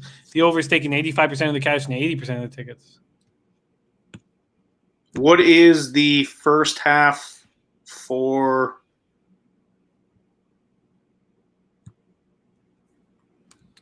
Packers right now. First half, Packers 2.5. Yeah, I bet you it's better at Bet365 than these licensed books at this point. Although Bet365 is licensed in Jersey, that's why we use it. Let me give it to you. Sorry, here we go. The Packers first half, 2.5 minus 115. That's the best line you can get. This is a double up spot for me. Alrighty. We have a double up. Double up for Bebsy. So so first half minus 2.5 minus 115. That's at Bet365. And then full game, you can only get 3.5s. Let's pull it out for you. This is from odds.com. The odds page shows you all the licensed American books and what the best lines are. You can get a minus 3.5, a minus 103. Bet America and Resorts Casino.com. Does that sound good? Lock her in, baby. All right, locked in. 3.5, half at minus 103 at Bet America. 103 at Bet America. Well, I agree with the first half. I think the first half makes sense. Yeah, it's certainly more enticing than the full game. I think that first half is a lock, but I also think the full game is a lock. I really expect the Packers to come out angry in this game and just really let it rip. I agree. Nut Flush Allen's biggest bet of the year. That's good company. I'm going to roll with it. I'm also, though, going to back the over the full game over. I get why, and I want to join you on that. I'm not going to, but I like the play. I'm not going to condemn it. The Packers coming off such a poor running game. Do you just account? I mean, obviously, we know that we're going to get to the Buccaneers game. They have the best rush defense in the league, but a big part of that was that they were behind by so many scores, so they were airing the ball out. Is that part of it? Do you think that regardless of what the Packers did against the Bucs, they're going to be able to run the ball down the Texans' throat? Yeah, absolutely, and I think they won't be down, and they won't be down early. Well, Green Bay looked good out the gates in that game, and then just everything fell apart. I just think that they're going to be able to stick to their game plan in this one, and they're all year long that game plan's been able to put up a lot of points, especially against a soft defense like the Texans. Sorry, I just needed that 2-run shot badly. Woo! Lily knows what's up. We got Lily Gunn in the house. Great to see you, Lily. Miss you. As soon as we can travel comfortably, I'll be rolling in Vegas with you hanging. All right. God, I needed that 2-run shot. Sorry. Back to football. I'm going to move on the over 56.5. I'm also going to move on the Packers first half minus 2.5. And Bebsy's doubling up on the Packers first half full game. Oh, Mr. Know-It-All, Bellinger home run prop. God, that was over 1.5 at plus 125. I was staring and staring and staring at that. Clearly he's going to get hot. But you know what kept me off was that stupid shoulder injury from his celebration. All right. Packers, Texans. Let's move on. Shannon Dan says, Jimmy, put it all first half. Make the easy money. Matthew Neal's joining us. Okay, those are the 1 o'clock games. Let's move on to the 4:05 games. We got some exciting ones, and we start with the team that Bebsy and Nutflush Allen despise, the Seattle Seahawks at the Cardinals. Seahawks coming off the bye. Open up at minus 3.5. That's where they stand now. You can get a minus 3. It's heavily juiced, minus 130. This total sitting at 56. Total sitting at 56. Seahawks fresh off their bye week, 5-0 for the first time in franchise history. You mean Dave Craig never did that? Shocking. Wilson capped a 94-yard drive with a 6-yard TD pass to DK Metcalf. 2 weeks ago in that 27-26 win over the Vikings, Wilson goes 20 of 32 for 217 yards and 3 touchdowns. Wilson now has 19 touchdowns through 5 games, second most in league history. Peyton Manning had 20 through 5 games in 2013. He also rushed for 5 times for 58 yards. Chris Carson rushed 8 times for 52 yards. Jamal Adams may be able to return from his groin injury. One thing I read, I was like, I think Jamal Adams is going to return. And then he's listed as questionable. Safety Lano Hill may be put on injured reserve this week. He remains week to week. So Lano Hill won't be in the lineup. Jamal Adams may be in the lineup. Carlos Hyde is not expected to take contact this week, so he remains out of the lineup. I don't think that's that big of a deal for them, although they'd like to have him. Cardinals are coming off an easy 38-10 win at Dallas on Monday night. So they have the short week. They rushed for 261 yards, averaged 7.5 yards per carry. Kenyon Drake had 20 carries for 164 yards, 2 touchdowns. But Kyle Murray completes 9 passes, goes 9 of 24 for 188 yards. So there's questions around this Cardinals team, and we didn't get a chance really to answer them against the Cowboys. Can they handle the loss of Chandler Jones, All-Pro Chandler Jones? So he's out for the season. So they used a combination of players. They had Hassan Reddick and Dennis Gardeck. Reddick looked good, finished with 2 sacks. Vance Joseph has done a real nice job. His second year as defensive coordinator. They've brought in nice pieces. Jordan Phillips, Devondre Campbell, Devin Kennard really solidified the group. Buda Baker, after having thumb surgery, still looking good, still effective. Banjo, their safety, linebacker Jordan Hicks, and linebacker Devin Kennard are all dealing with injuries, but they keep playing each week. The only person who's questionable is linebacker Kyle Fritz. Here we go. Bebsy, big game. Big game. Seahawks, Cardinals, take it away. Oh, well, there's 2 plays I really like in this game. First of all, the Arizona Cardinals are massively overrated. They just beat up a disaster Dallas team, and that score was run up because of brutal turnover problems in Dallas and a terrible defense. The Seahawks also have a terrible defense, but they have an incredible, incredible offense. One of the best, if not the best, in the league right now. There is no chance that this Arizona defense, will have the same success against this Seattle offense. This is a recency bias. The Seattle buggered off for a week on the bye, and Arizona beat up a terrible, terrible football team. Arizona hasn't really beaten very many good teams this year, so they're getting a lot of hype off this game. I think this is an easy play for Seattle here, and I also like the over. I like the over because Seattle's going to be able to put up points, and quite frankly, the Arizona Cardinals are going to be able to put up some points against Seattle, especially if they get down early. They'll air it out.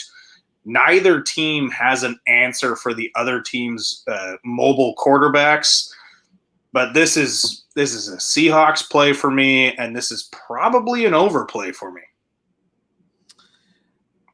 They both make a ton of sense. Absolutely make a ton of sense. Very, very, very, very interesting. Wish I could get some more information on where the money's going. Just not enough info yet on Tuesday. So most sites haven't come out and let us know what's going to happen. Like when Charlie says, can't Russ just blow the doors off this game? Prince of the City on the over first half. So we are dealing with a total at 56.5. Does Arizona and Kyler Murray's last few games concern you at all for the over? Would you prefer to just do a Seahawks team total over? Well, no, not necessarily. This Seahawks defense is bad. There's no two ways about it. They're bad. They have two players that anyone cares about, and one of them's getting up there in years. I don't think they're quite as bad as Dallas, but I just see Arizona being able to put up points. What's Seattle's team totals? Maybe you've swayed me here. Let's pull it up right now. Sitting at -3.5. Their team total is 30.5, which does go against my rule of taking the team totals over 29.5, but sitting at 30.5. It's a lot. It's a lot. It's probably going to happen. It's probably going to hit. Well, it has to happen if you want the over, unless you think the Cardinals are going to win. Cardinals team total is over. It's at 25.5.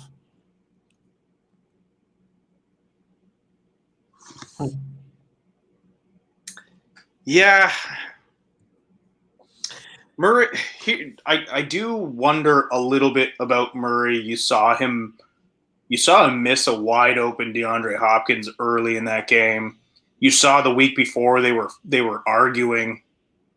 You're shouting at DeAndre Hopkins, and I mean, I like it. I like the fire in the kid's belly. The reason I like it is because both defenses, one offense is incredible, and both defenses are bad. One is considerably worse. I think the Hawks defense is worse. You know what? I'm gonna stick on my Hawks 3.5, and I'm going to lay off the overs. I think it's too high. Prince of the Sea says, what's the first half team total for both? Right now, Bet365, the first half team total is at 14.5. That's at plus 100 to the over. So I assume that it was at 13.5 heavily juiced, and it moved up to 14.5 recently. The Cardinals' first half team total over is 12.5. That's heavily juiced to the over. Dennis Garcia says, can we see a lot of running in this game, including the quarterbacks need a lot right to go to hit that over? You know, Chris, you in the chat have talked me out of this over, I think, but I'm not wavering at all on the Hawks covering here. The Cardinals, when they were a shit team, always played the Seahawks so tough. What's the biggest angle you have on the Seahawks covering 3.5 points full game? Is it, we're going to see the Cardinals without Chandler? Is it the Seahawks coming off a bye? What's the biggest angle for you? Well, it's a little bit of both. I think Chandler Jones again, we didn't see it this week because of how much of a mess Dallas is right now with injuries. But we will see it in bigger games. We'll see, and this obviously is a much bigger game. Chandler Jones, we said earlier that Sanders is the most underrated receiver since he came into this league. I think Chandler Jones is the most underrated pass rusher since he's come into this league. He's been incredible year in and year out because he's played for a dog shit team most of his career. Nobody really talks about him. And you're going to see that show up this week. You're going to see it when Russell Wilson just gets to do what he wants. Right now, much like Seattle, the best pass rusher on Arizona is a safety. I think Budda Baker is their best pass rusher. He's their best player on defense right now. But there's not enough on this team to stop Russ. And there's just too much hype around an Arizona team that really the only good team they beat was week 1. They beat the 49ers, but again, you go back to that game and you watch it. The 49ers beat themselves in that game. They had costly penalties. They had costly turnovers. And then they didn't have their top 3 starting receivers in that game. So Arizona is getting a little bit of an inflated sense of worth right now. They're just not on the level of the Seahawks. And again, much like Aaron Rodgers, Russ is on a warpath this year. This is a guy who has never received a league MVP vote. As much as I don't like the Seahawks, I love Russell Wilson, and I think that's an atrocity that he has never gotten a single MVP vote. There's why I'm back in the Seahawks. Russ rolls, and this could be an absolute blowout.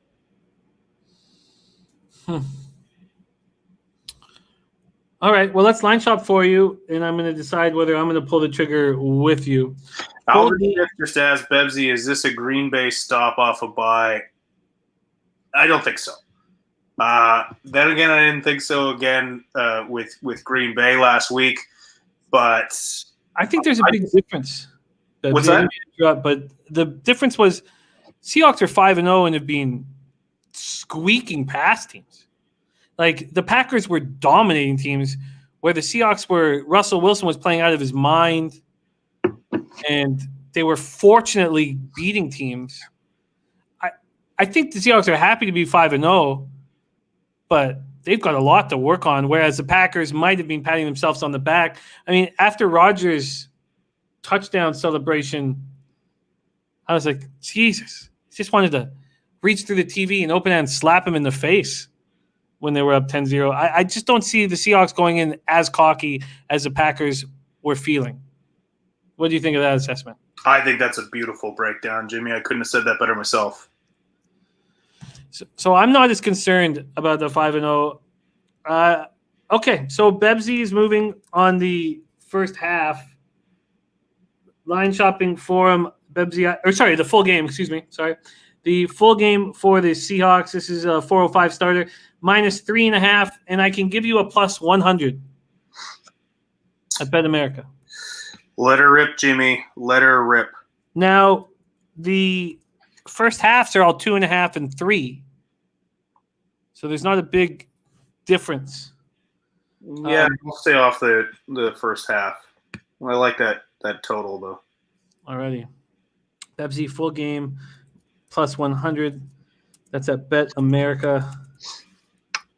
And then you guys have talked me into it. -3.5 for me. I'll see what the market, again, we line shop for Bebsy at the legal licensed books. I get whatever I actually bet at Bet365. That's at -105 right now, so we'll see what it is after the show. Chase Dozier says, Seattle due for a loss. Be careful. Yeah, it's a divisional game. I mean, 3.5 is not a big spread. Topset says, I think Arizona team total over. That's 25.5 heavily juiced. Again, I just think Arizona has a little too much hype, and they're blowing out bad teams.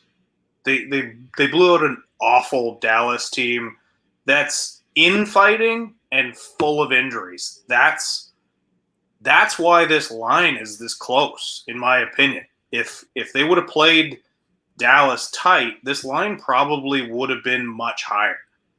But instead, they go out, they rock Dallas, and now everyone's like, well, this team is legit. I don't think Arizona is legit yet.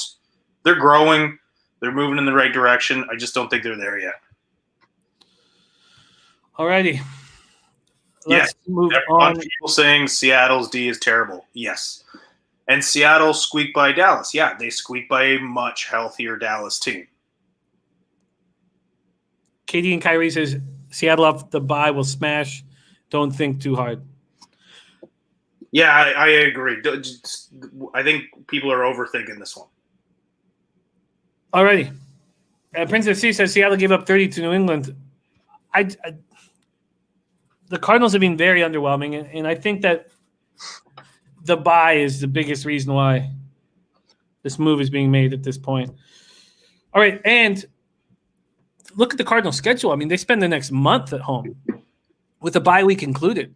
So if Arizona gets beaten up, or if we're right and the Seahawks cover on the road at Arizona might give us value next week. So we'll see. Let's move on to Chiefs Broncos.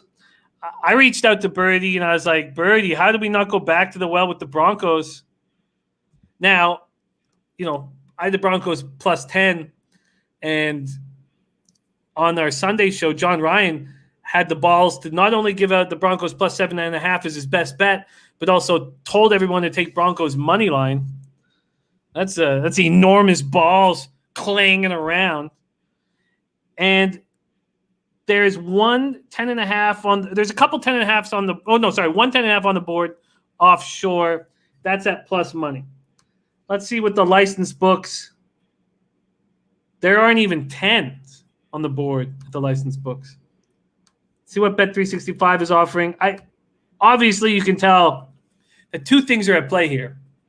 One, every capper has to deal with their subconscious and the shit that goes on in their head that makes capping difficult. And one is the recency factor combined with cashing a bet. And that's what's going on with the Broncos for me. And it makes me want to go right back to the well, but I could only get 9.5 right now. I think that 10 is very important. And if you can get that 10.5, I would fire right now. Chiefs are dealing with a short week. They ran 46 times for 245 yards in a 26-17 win over the Bills on Monday night. 5-1, 3-0 on the road. Second week in a row on the road. Going up against the Broncos, who've yet to win at home.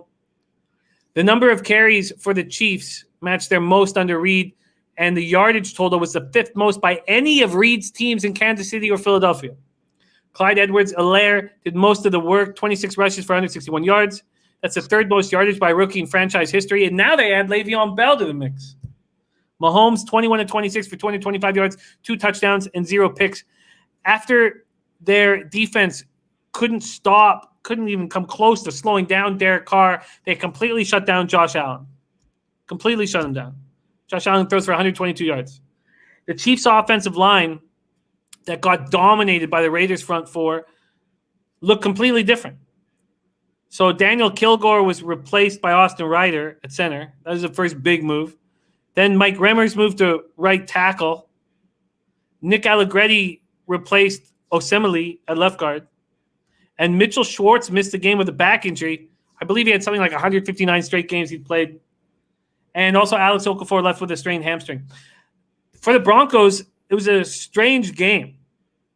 It was a game where the only reason why you could be comfortable is because we had all the points. I mean, they scored on their first 6 drives, but they didn't get a touchdown all game. McManus had 6 field goals. Locke was 10-24 for 189 yards with 2 picks. Right when you got comfortable, he throws back-to-back picks. They had a 17-day layoff. They were without Melvin Gordon, which meant nothing because Philip Lindsay was awesome.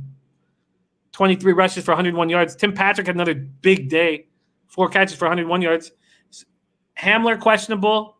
Atochu, doubtful, their linebacker. Deontay Spencer left the game with a shoulder issue. He's questionable.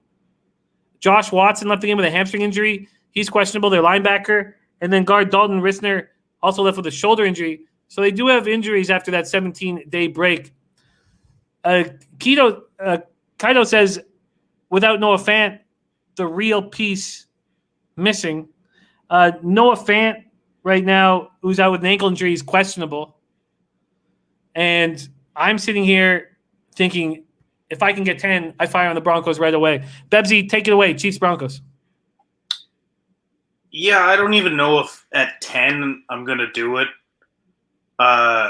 Broncos have some key injuries. I think you're getting excited off of cashing off of them. Yeah, it's still an okay Denver team that has a ton of injuries facing the champs. Yeah, they're at home. Yes, it's at Mile High. Look, this Chiefs football team is fantastic. You mentioned Bell. I don't think Bell is eligible to play yet for them. I also don't think even if he does or if he is eligible to play that he's going to be a huge factor. I almost feel like that was just insurance for them. I don't see him cutting into touches that much for at least Clyde Edwards-Helaire. It's too many points for me to want to jump on the Chiefs. But, man, they should cover. They should be able to cover, especially 9.5. I understand why you would want to get to 10 because that does make it a little easier, but I don't even think 10 is the right number for this. I still think Chiefs roll. I don't know how much of a factor if anything, Mile High should help Mahomes cashing downfield. Thin air. Maybe he throws for 80 yards in the air. It's a no play for me. I get your excitement after cashing off Denver. It's tough to bet against the Chiefs right now. Great call by who gave it to us? Great call with the weather here. Sorry, I just had it here. I'll find out who hooked us up with it. But yeah, I try to stay away from the weather on these Tuesday shows just because they've actually hurt me. But man, everything changes between Saturday and Sunday in a violent way. Saturday's high is 70 degrees Fahrenheit. Sunday's high is 27, low 15. It will be snowing, snow showers. How will that affect your thought process here? This total still sitting at 48, Bebsy. It doesn't. These teams are so well prepared to play. The Chiefs can play in the snow. Unless it's an absolute blizzard, I don't think that factors in very much for me. It was Christian Larson. Also, we're talking about, weather at altitude. That changes hourly. That changes by the minute. How are we discussing weather on a Tuesday in a game played in the mountains? Huh. Okay, well, let's say it's snowy. I know that you've, taken the importance of that away. But if I see a snowy field, that makes me more comfortable with the Broncos in the under. Am I just diving way too much into the weather there? I think so because, like I just said, the weather changes so fast at altitude. So to try and make a guess on what the weather's going to be 5 days from now is just silly. Yeah.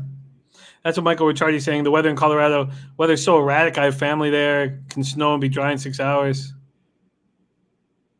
Slats 45 said, do you see Locke last week? 6 field goals won't get it done against KC, but I'm off of it. Nuke Worker said Chiefs won 36 in Mile High last year. Chiefs are the pick.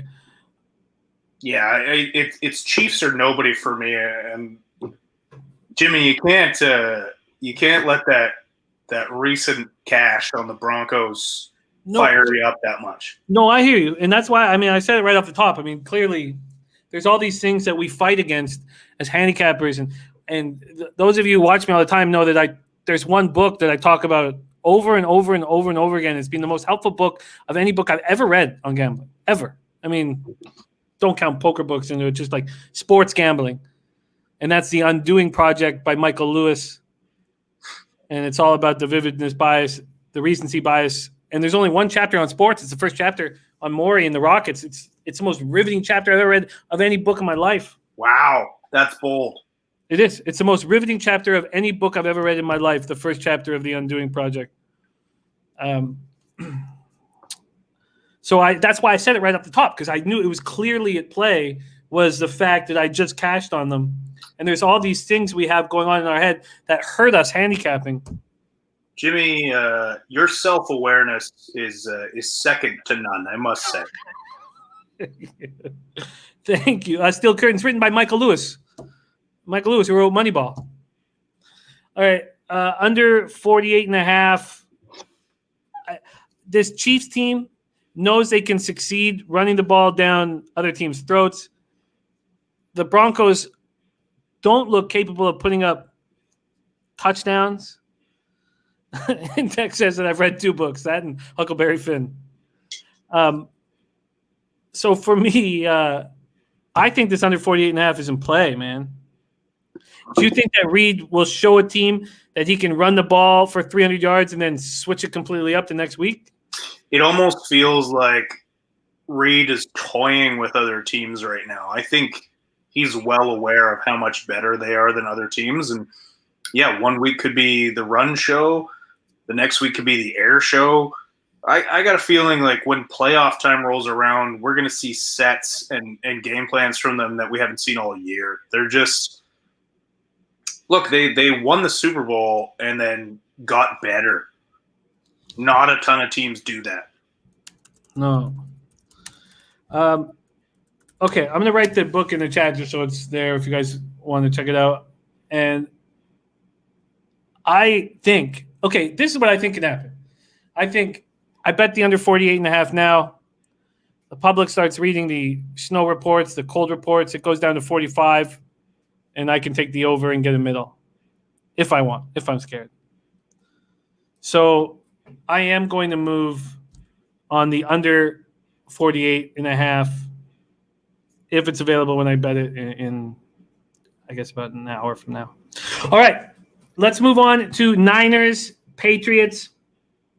Nobody more enjoyable capping Niners football with than Bebsy and not Flush Allen. 2 guys that I enjoy immensely. New England opens up at -3. That was juiced. This is Bet365. Openers at -120. It's now 2.5 across the board, and the first 2s are also on the board. This total opened up at 45.5. Now there are 44.5s. 44.5. Niners 3-3. 2-0 on the road. Patriots 2-3, 2-1 at home. Niners coming off big 24-16 win at home over the Rams. Garoppolo threw 3 TD passes in the first half, finished with 268 yards. And all I could think watching it was, why am I not on his over after that debacle? I mean, it's just, I do it in NBA with player props so well. I don't know why I'm not doing it in NFL when a guy like Jimmy G has a horrible game. And then he gets another opportunity, and he's at home back-to-back weeks. It was just a mistake. Only one of – okay, so now this – so lots of interesting pieces with this Niners team, Bebsy, and then let's talk about Garoppolo first. So he 268 yards on 23-33 passing. Only one of Jimmy G's completions came on a pass that was thrown at least 15 yards downfield. Garoppolo is 4 for 15 for 104 yards, no TDs, 2 interceptions for a league worst 16.4 rating on passes at least 15 yards downfield. I mean, that's shocking. And then another thing that happened that completely changed and flipped the script was Niners had allowed 5 sacks in back-to-back games, and they completely shut down Aaron Donald. The offensive line was incredible. The Rams had no sacks and only 5 pressures. A season low 2 pressures from Donald. And then we have Jason Verrett. How this guy is just being spectacular, baby.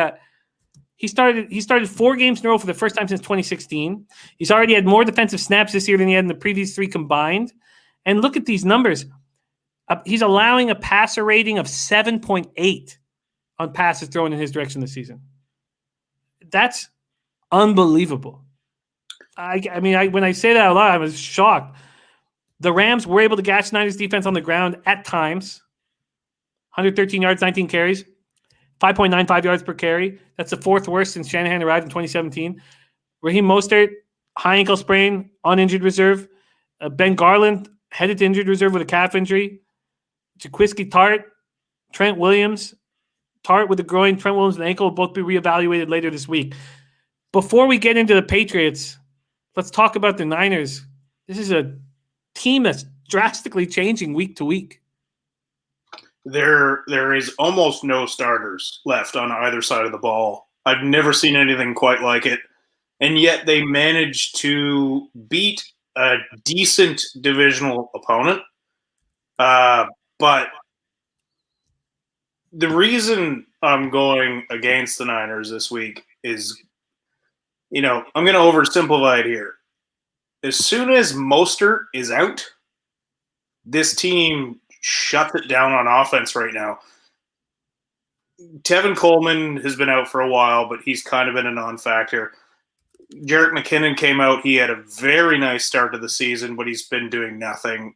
Jeff Wilson Jr. seems to be like that guy you can bring in to pound out the end of a game, and he does well, but he's also hurt.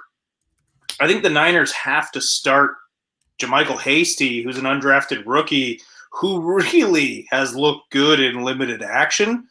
But without Mostert, they're going to struggle offensively. You saw their offense shut down. They jumped out to an early lead with him in the game, and then they held on for dear life. Now, if they don't have Trent Williams, and they don't have Jaquiski Tart, and they don't have Ben Garland, and Mostert is on IR, and they're not really getting anyone back yet from injury, this seems like an easy play to travel across the country and go into Bill Belichick's den. Bill's got a plan for this team. And anytime Bill Belichick is overly praising an opponent, like he really gushed about George Kittle this week, said he's as good as anyone at tight end he's ever coached or played against, which feels like an attack on Gronkowski. I don't know. You make your own decision with that. But anytime Bill heaps praise on somebody like that, it's like he's got a plan for them. It's almost like he's trying to get them off their game. So I'm all New England on this one. Wow. All New England on this one. Wow. It sounds to me like the under's in play. Well, what's the under sitting at here? Opened at 45.5. It's either at 45 or 44.5. Why don't we take a look at what the weather is going to be here? Foxborough. Let's see what we're dealing with on Sunday. Oh, it's nice. It gets a little colder, but game time, what, this is like a 4 o'clock game or something, right? It's about 50, winds 6 miles per hour. It's a nice day. I don't know. Here's the thing. I don't think McKinnon can get it done as the number one. He's a nice change of pace back, but I don't think he's a number one back. The biggest factor in this game, believe it or not, is how well an undrafted rookie running back can move the ball. Because if he comes in, JaMychal Hasty, if he comes in and he plays like he has looked in limited action, the Niners can play ball. Because everything they do offensively is predicated off the run. And I don't know if I was saying this on the show or just talking to somebody else last week about the Niners. If Shanahan comes out with a game plan like he did this week that features getting the ball in the hands of Deebo Samuel, George Kittle, Brandon Ayuk, that doesn't require Jimmy to throw the ball down the field, then they can move the ball. And it's like they did that a couple weeks ago against, who was it? Not Miami, but the week before. I can't remember, but they looked ugly out the gates, and then all of a sudden they put together this drive that was all it was just like Jimmy G just dishing the ball and letting they call themselves the Yak Bros now. And that's the only way this offense can move the ball. Jimmy G's obviously still playing hurt, but he can't throw the ball down the field very well, even when he's not hurt. So that's the way they're going to have to attack teams. But if there's anybody who can break that down, it's Bill Belichick. Well, just give a shout out to my man Nuke Worker. Going back, got to work tomorrow at Darlington Nuclear. My man Nuke Worker in the house. Okay, let's talk. So the Niners have difficulty stopping the run, but Sony Michel is on the COVID list, and the Patriots couldn't do anything on the ground against the Broncos. And there are some really good points being made here by the chat. Al Cervic said, New England had the worst prep week anyone could ever have, then played at altitude early. Come on. Steel Curtin says, let's not forget Patriots were out of practice a lot last week, which could have attributed to the poor showing against the Broncos. I like Pats in this spot. So the COVID issues, they only had one true practice. They shut down their facility multiple times. This is the first time the Patriots have had a losing record after 5 games since the 2001 season. Cam Newton, 17-25 for 157 yards. He rushed for 10 times for 76 yards. Nobody else was able to move the ball. Harris went 6 carries for 19 yards. Burke had 5 carries for 14 yards. They lose their right tackle, Jermaine Aluminior. He doesn't return. They also lost their defensive lineman, Adam Butler, an elbow injury. But I guess Newton might be, God, I got to stay away from these props, but you have to think that Newton rush yards could be in play here. Do you think that the Patriots can move the ball without Sony Michel on the ground? Yeah. Look, the Niners defense has overcome a ton of injury woes, but their run defense struggled a bit last year as well, even with a team that went to the Super Bowl. And even without Sony Michel, I think New England can move the ball, but just for argument's sake, this is why I'm leaning heavily on the Pats. This is the 49ers Week 7 injury table. Raheem Mostert, Ben Garland, Jaquaski Tart, K1 Williams, Quan Alexander, Dante Johnson, Nick Bosa, Richard Sherman, Dee Ford, Tevin Coleman, Jeff Wilson, Weston Richburg, Ronnie Blair, Solomon Thomas, Julian Taylor, Jalen Hurd, Jordan Reed, Mark Nazacha, Ziggy Ansah, Tavon Austin. Those are the guys that aren't playing this week due to injury. Some of them aren't playing for the year. Some of them are on IR. How can a team like that, with that many injuries, and that's not even counting Trent Williams, that's not even on that list because we don't know if he's going to play or not. How are they going to cross the country and play Bill Belichick coming off a loss? No, I agree. I absolutely agree. But at this point, Bebsy, it opens at -3. The leading indicator books are giving you almost plus a hundo, like even money, to take the 2.5. One book's already moved it to 2. So public's coming in on San Francisco. Yeah, the public's stupid. No offense, guys, but if the Niners would have come out flat again this week, everyone flip-flops every week. They get pumped by Miami, and then they think that they don't have a chance against the Rams. Then they beat the Rams, and then all of a sudden they're like, oh, yeah, you can cross the country and play New England. The bottom line is there's no one left on this Niners football team, and they are going against a very well-coached football team. And look, Shanahan is going to go – the Shanahan is going to go against Bill Belichick right now with his game, and his strategy has to be come into this game, get the ball into the hands of Deebo Samuel. Man, did Deebo Samuel look fantastic last week with the ball in his hands. He runs like a truck. It looks like people are making business decisions getting out of that guy's way, and he's a wide receiver. You don't think Bill's got a plan for that? I agree, but I don't think the time is now to bet this. What, you think it closes? I think this goes to -2. 1.5 could hit the board. It's a recency, vividness. I think that. Let's see. I mean, I'm not telling you not to make the move now. Well, here's the thing, Jimmy. Yes, you could be right, but if they evaluate and it's Tart and Trent Williams, if those two guys are out, then it goes the other way. Then the money starts coming in. So you're almost gambling on those injuries right now. You're absolutely right. Because if Trent Williams is injured and they got to bring in Justin School, who was a 6th-round pick last year and is their swing tackle, he's not Trent Williams. So how much more is this offense going to struggle without Raheem Mostert and Trent Williams? And so all of a sudden, then it shifts, and now you're looking at, -4s and -4.5s, maybe even a -5. Not a minus. No left tackle in the league is going to swing at 2 points, but yeah. Okay. No, that makes a ton of sense. I can give you -2.5 right now at Bet America, -106. Yeah, give it to me. It's also at FanDuel. Patriots -2.5, -106. Go with FanDuel here.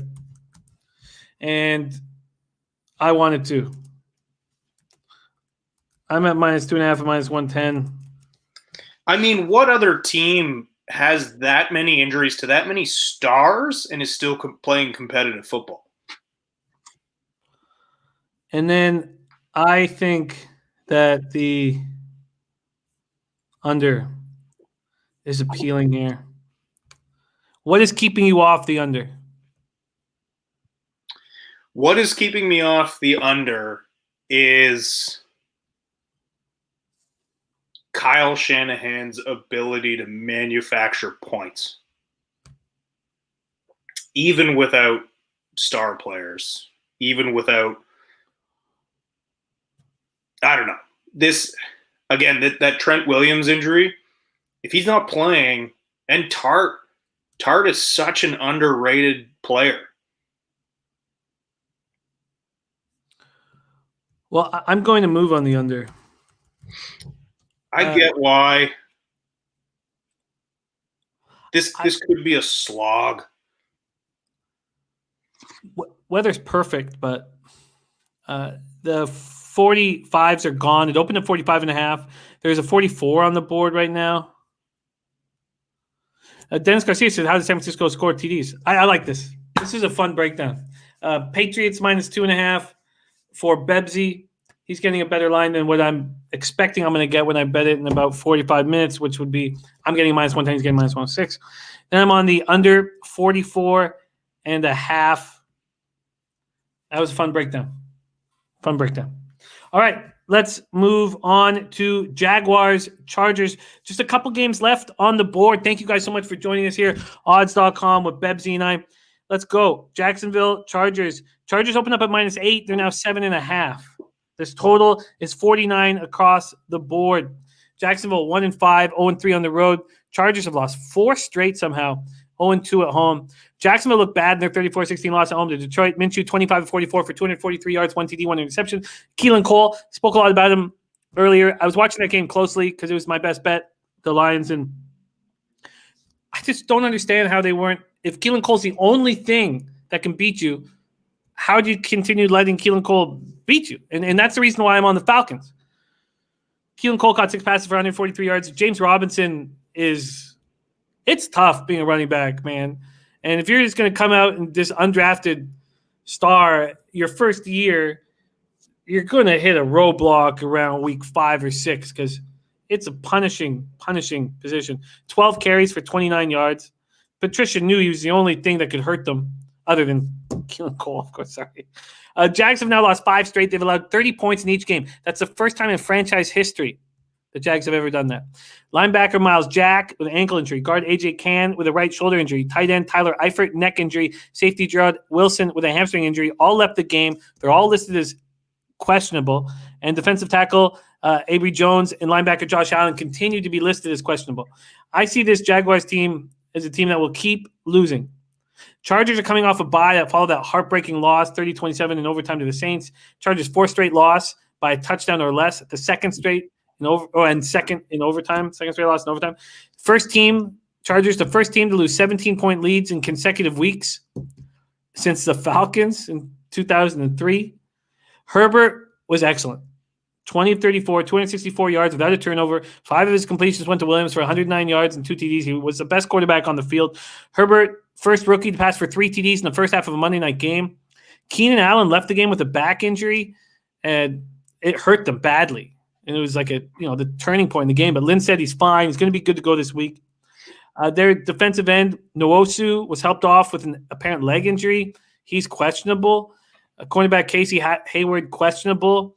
And as you guys know, Eckler's on injured reserve, but Justin Jackson's looked very good in his absence. And they're still struggling with Trey Turner and Brian Bulaga out, but they remain questionable. They missed the Saints game. They need them back desperately. Bebsy, Jaguars, Chargers, an angry Chargers team. My initial feeling is that 7.5 points isn't too much. What do you think? Yeah, you're right. My initial feeling is the same. The Chargers should be getting some pieces back. They are the better football team. Damn, Justin Herbert has looked great. I feel bad for the guy right now because he deserves some wins right now that he hasn't gotten. He has played fantastic. I hope he keeps playing great too. I'm really rooting for this guy. I want him to continue to look the way he's looked and continue to get better. The Jags are terrible. The Jags coming into this season were considered the worst team in the NFL on paper. Thankfully for them anyways, that the teams people sort of overlooked the Jets and Adam Gase, but it still feels like a lot of points because of Gardner Minshew's ability to put up points when nobody thinks he's going to. This guy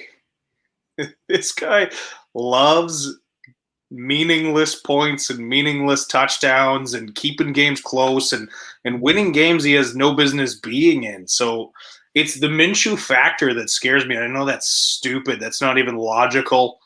I can't believe I'm saying these things out loud. They make me appear stupid in the eyes of others, but that's what's scaring me off this game.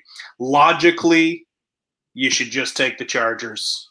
It makes sense. That's not a ton of points. They are the vastly superior team, even with their injuries. I can't do it. I can't bet against that mustachioed idiot Gardner Minshew. Mustachioed? I think that the Chargers smash. And if they do that, I think that this game stays under 49. In saying that, it's not fun to have unders against against Jacksonville. I had the under 54.5. I had the Lions -3 is my best bet. Had the under 54.5. And I was kind of, it was a nail biter. And it shouldn't have been. It should have been simple. So I like the under 49 here as well. What do you think of the under 49 here, Jags Chargers? Very much in play. Very much likely. Now, and look, I was on the Jags earlier in the year, and I cashed a few times on them just because, people sleeping on just how bad they were. But that is still a lot of points for these two teams to put up. Pie Guy says Chargers first half. There's two things I want to talk about before we move on. I think this is a game we can make money on, man. Chargers team total at 19.5 is heavily juiced to the over. You get even money if you want to go under 19.5. And then what do you think of Chargers first half at -4 at -115? That's a little more enticing, especially with the fact that I expect some Garbage time Minshew magic. Yeah, you know what? That feels like a pretty decent play. I think What would you say, -4, -4.5? -4. Let's see what I can offer you here. I think this is a game to make money on, man. The Chargers, after losing 4 straight, coming off a bye, I think it's a smash and grab. I think they're going to take care of business here. Is this the week Anthony Lynn turns his team around? Because it's been 3 or 4 years in a row now where Anthony Lynn starts out, he's got this great roster, they do jack shit, and then all of a sudden, by the end of the year, they're challenging for a playoff spot or they're squeaking in because all the pieces align. Anthony Lynn's a shitty coach, man. I think he's a bad coach. I've said this often. My dad likes him. I don't know if he still does after this 4-game losing streak. Does your dad not watch the first 8 weeks of the season? Because if you never watch the first 8 weeks of the season, Anthony Lynn looks like a great coach. But problem is, those games matter. Yeah, it's a good point. No, Steel Curtain, the 19.5 team total is for Jacksonville. The Chargers is at 29.5. You know what? I think Al Cervic's absolutely right. And there, if Princeton City's with me saying Lynn's worst coach of football. Al Cervic's right. If Lynn has a lead of 7 or more, he'll let up and run the clock until he has to throw again. I'm going to fire it. Sorry, I typically like Prince of the City's takes. I like that he's aggressive and he really is passionate. But if you're saying Lynn is the worst coach in football while Adam Gase still has a job, you have just thrown all your credibility out the window, sir. Just gone. Your credibility is shot. Adam Gase's hot crack pipe is sticking into his pocket right now. It's Adam burning Gase his leg. Is not capable of coaching a high school team, let alone an NFL team. I'm sorry, Prince. I'm sorry. Credibility shot. I am. All right, I'm going after this one. First half. I like first half a lot, Jimmy. I think this is a good play. You can double me up on that. Oh, I'm tripling up here. I'm first half -4, full game -7.5, and the under 49. And let's see what I can. Oh, for you, Bebsy, it's not these books for whatever reason. I'm sure they have. We don't have one listed on odds.com for the first half, just full game. So for the first half, I can give you what I'm going to end up getting. I can give you the -4. Let me just make sure here. I can give you the -4 at -115. Yeah, I'll take first half -4 for the Chargers. First half -4. I think this is a smash and grab spot, man. Birdie says, had to come on here. Jags are giving up 30 or more a game. No on the under. Also, this looks too easy. Jags, if the line gets to 9 or 10, or stay off. Hey, Birdie. I just don't know if the Chargers are that type of team, man. The only play I really am comfortable with is first half. All right. Well, I'm moving on all 3. And Birdie does scare me. All right, we have got 2 games left on the card. We have the Sunday Nighter and the Monday Nighter. Let's start with the Sunday Nighter. And thank you guys for rolling with us. 2 hours, 17 minutes in. And I'm going to crack a couple bevies tonight, a little 2-0 day in MLB that I desperately needed. All right, Buccaneers, Raiders. Also, if there's a market out, it means that I'll be shooting an MLB video, in about 3.5 hours at 2 a.m. with Noli knows. Buccaneers, Raiders. Tampa Bay opening up -3. There are 2.5s on the board. If you still want the 3, you get it at plus money. Raiders total here, Raiders, Bucs, total opens at 54. It's down to 53.5 or 53. The 4-2 Bucs at the 3-2 Raiders. Buccaneers coming off very impressive 38-10 win over the Packers. Packers were averaging 445.5 yards, 38 points per game. The Buccaneers' number 1 ranked defense put a stop to that. Also, no penalties, no turnovers, no sacks allowed. That's what's going to put up W's.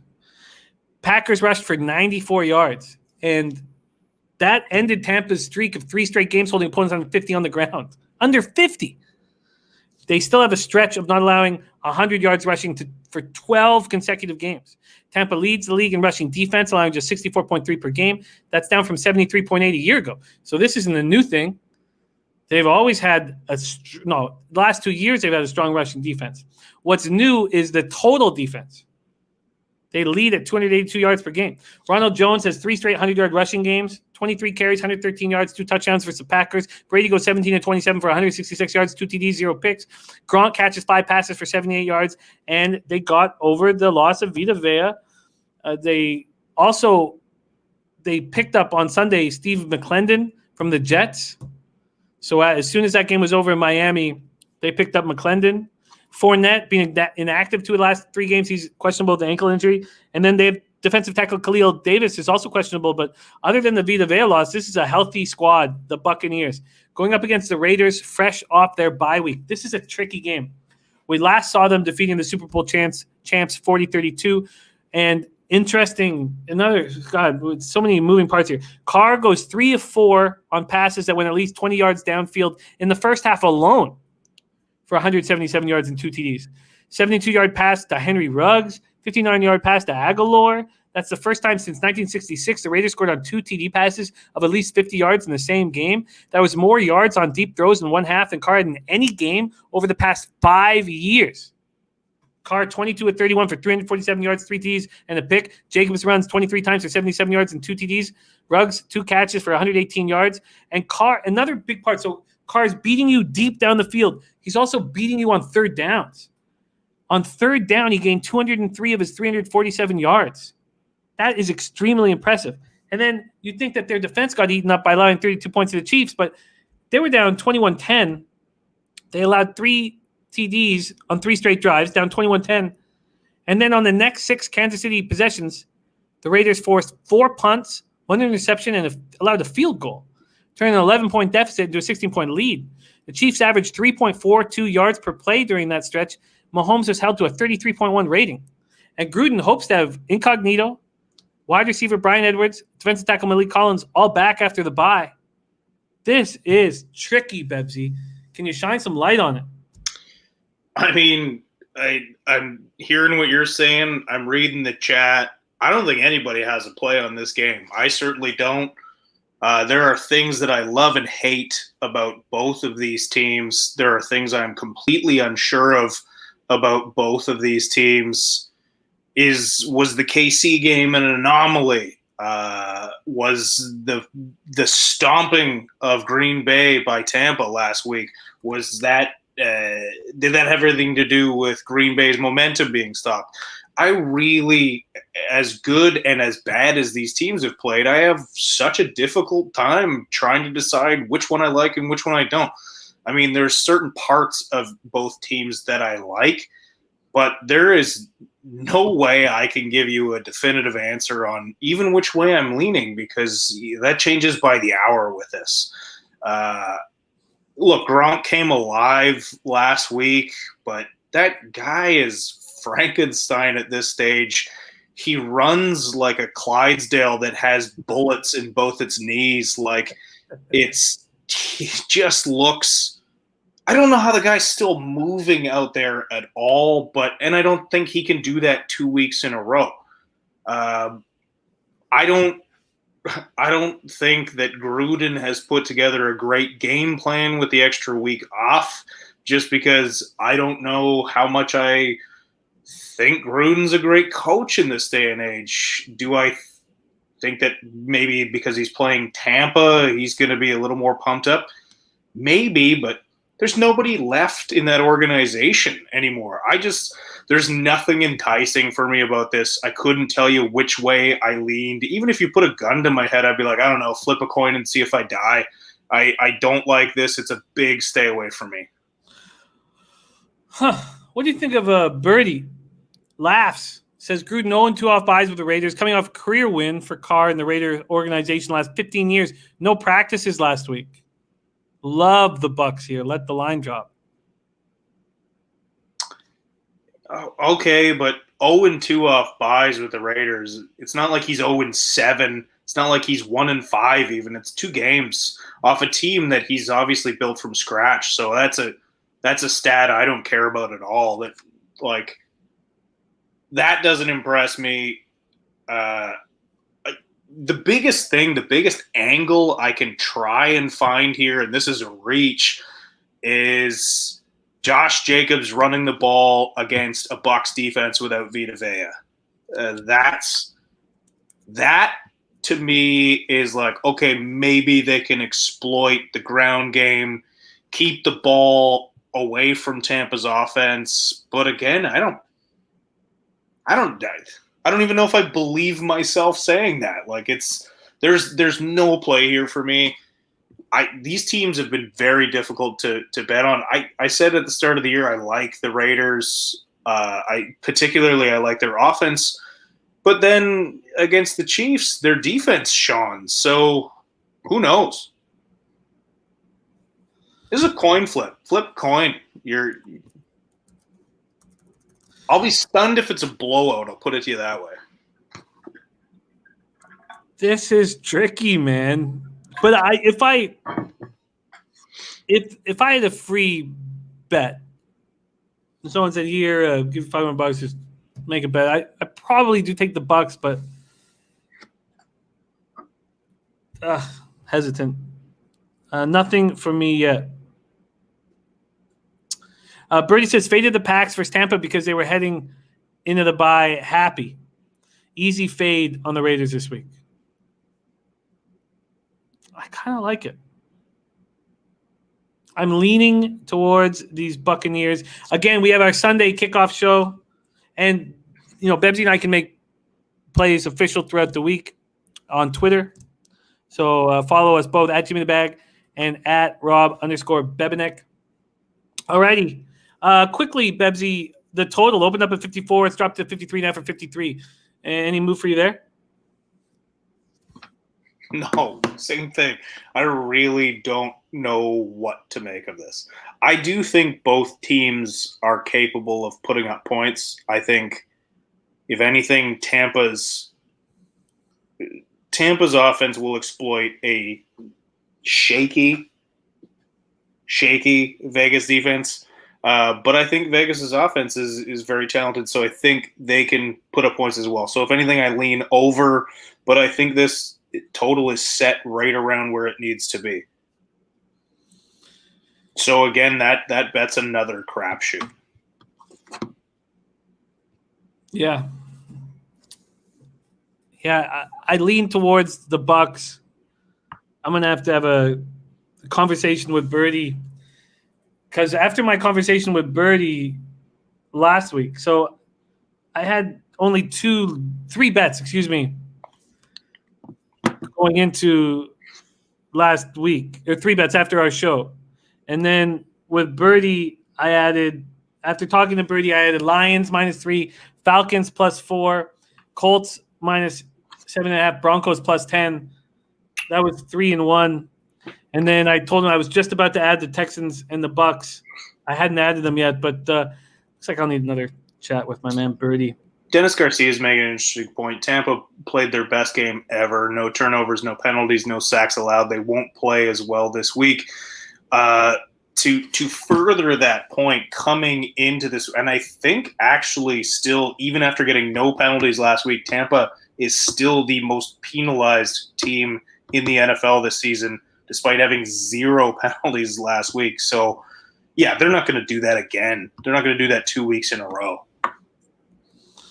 Yeah.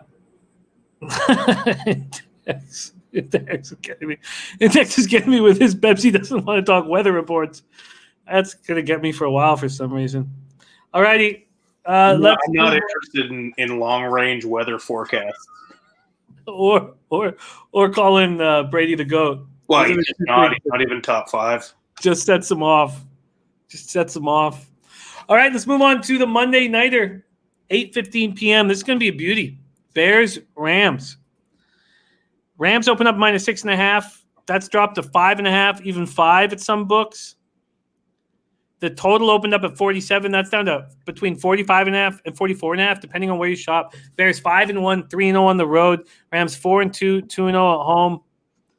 Supposedly, the flight back from Carolina was a lot of ass slapping and booze. Bears won 23-16 at Carolina, now lead the NFC North in their best start since 2012. They are also 3-0 on the road for the first time since their 2006 Super Bowl season. The defense looks very, very strong, and the offense looks weak. Defense forced 3 turnovers, sacked Bridgewater 4 times, limited Carolina to 303 yards, allowed just 3 of 13 third down conversions, held Bridgewater to a season-low 216 yards, picked him off twice. Khalil Mack had a sack, giving him 3 in the past 2 games. And the Bears' offense looked terrible. They managed 63 yards on the ground, and coming into that game, the Panthers had one of the worst run defenses in the league. Montgomery ran 19 times for 58 yards. Bears had just 126 yards rushing, over the past 3 games.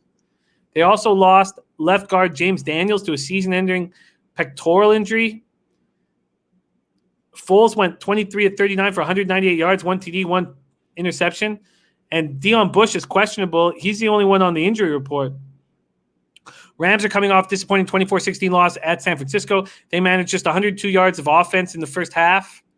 Goff went 19 of 38 for 198 yards, 2 TDs, 1 pick. Henderson ran 14 times for 88 yards. McVay ran the ball only 9 times on 21 plays in the first half, and it made no sense. His receivers were doing nothing.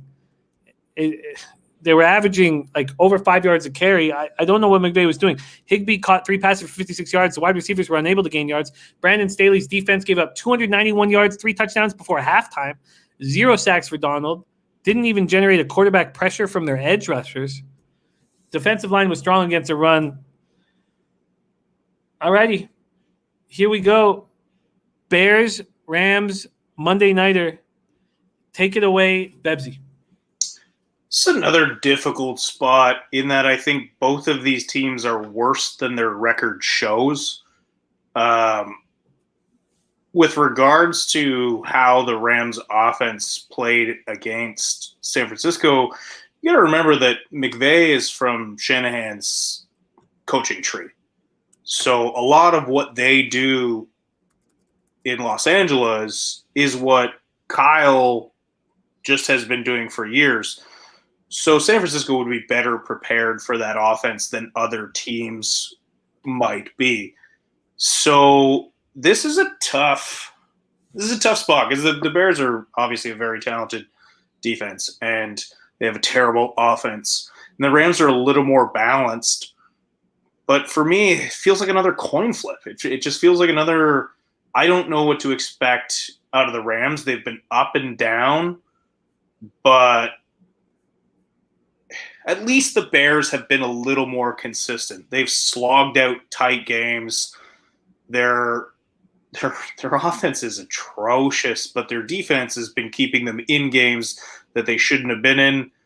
But to me, even with the points, I'm not too excited about this. If anything, I lean Bears because of the points. I think the Bears are the look here, but I want to pump the brakes because I feel like I might be doing this just because of what I saw in that Niners game. I just think this is too many points. The Bears are – the Rams also – I know they're 2-0 at home, but they haven't looked good there. That game against the Giants was crazy. No, and you got to remember some of these W's for the Rams have come against pretty bad teams. And the Bears have surprised me. Let's put it that way. Their defense is playing lights out. Even under Foles, they're still bad offensively. I lean Bears because of the points. There's too many points here in this, but it's not enticing enough for me to jump on.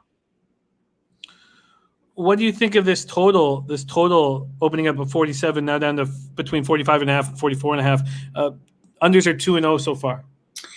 Yeah, I think you might have lost. If you would have got in like 47, I feel like where it opened, I feel like that jump in. But now that it's gotten a little lower, I would still lean under, but we might have missed the boat on that. I think that was well put. And I'd rather have the 6.5. And it's too bad that I didn't. Dennis says under is still the play. I agree that it's still in play. I just would have been a lot happier getting in at 47. Sitting at 45 right now.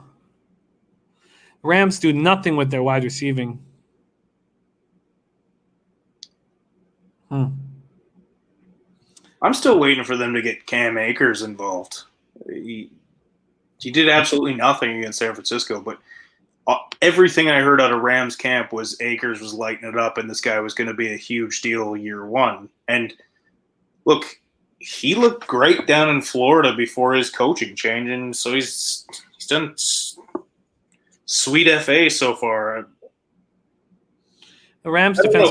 The Rams are so up and down. Again, lean Bears, not excited. Lean under, wish I would have got in earlier.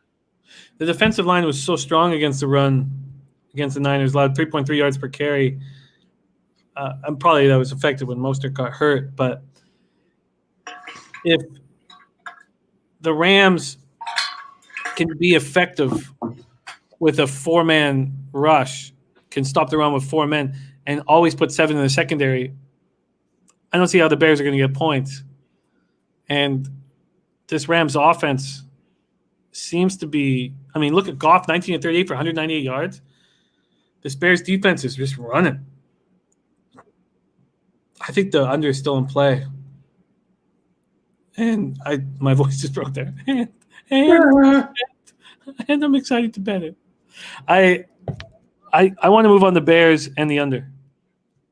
Wow. Move on the Bears. And I'm going to. I'm moving on the Bears and the under 45.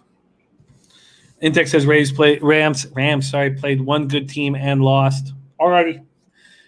Double up for me on Monday. I like it.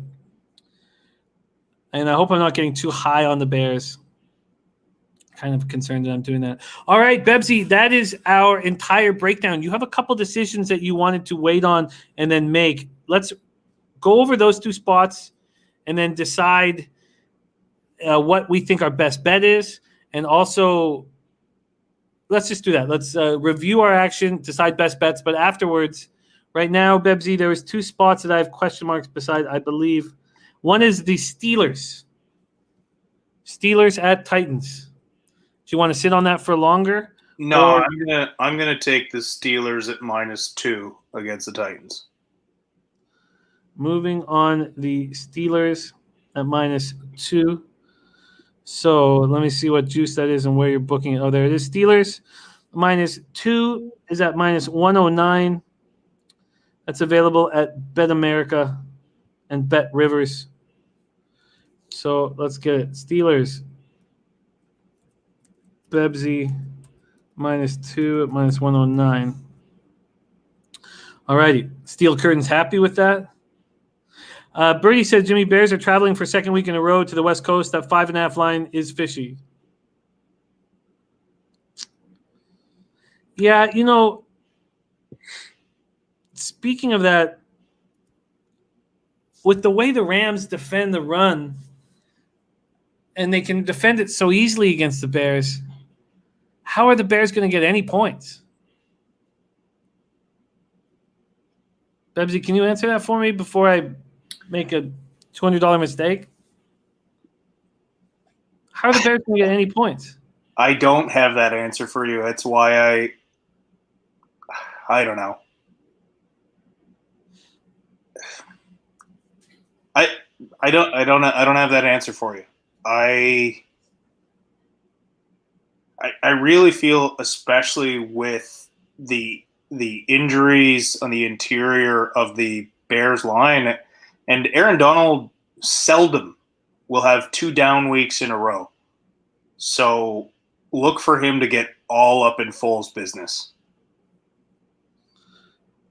guess I just don't know how they're going to get any points. I don't think the Rams can get a ton of points, but can the Bears get to 19.5? That's their team total.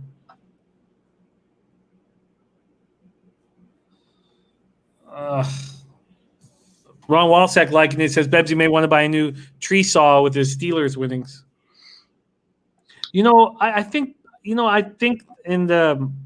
I know that we cut up these games and probably going to have to move on to that comment of that video cut because I think Birdie's right. The more I'm sitting here going, why would they be such big dog? You know what? I'm only going to move on the under. I'm only going to move on the under. And I also question how they're going to get to 20 points. I just don't see how they're going to. I think the Bears team total under 19.5 has got to be in play. Not Flush Allen says, you trust Big Dick to beat the Rams? Nah, I don't. That's why I'm staying the hell away from this game. Okay. Mr. Nodell says, sleep on it. You got time. I don't see how they get points. Okay, Birdie, thank you.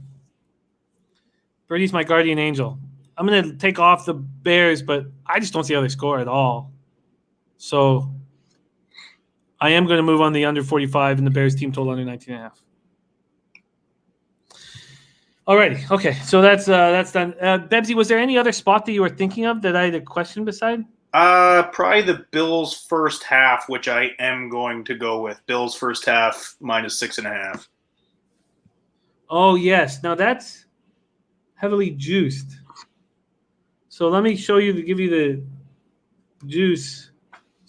I think I might even would prefer waiting till that 7's on the board. Let's see what I can give you here for the Bills first half. Oh, there's no 6.5 there. Okay, so you're going to get the choice that I want. Okay, I'm going to give you the choice now.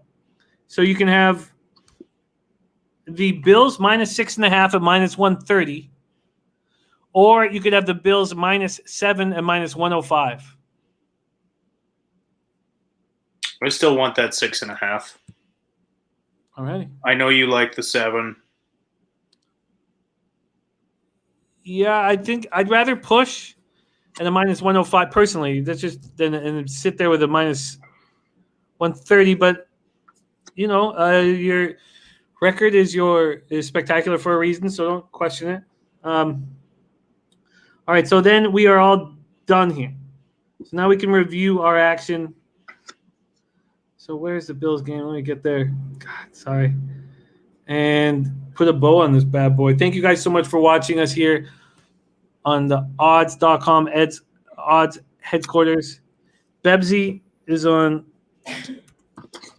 Bills first half -6.5 at -130. And that's at Bet365. All righty, let's do a final review of all the action. Lily Gunn, what a treat it is to have you rolling here with us.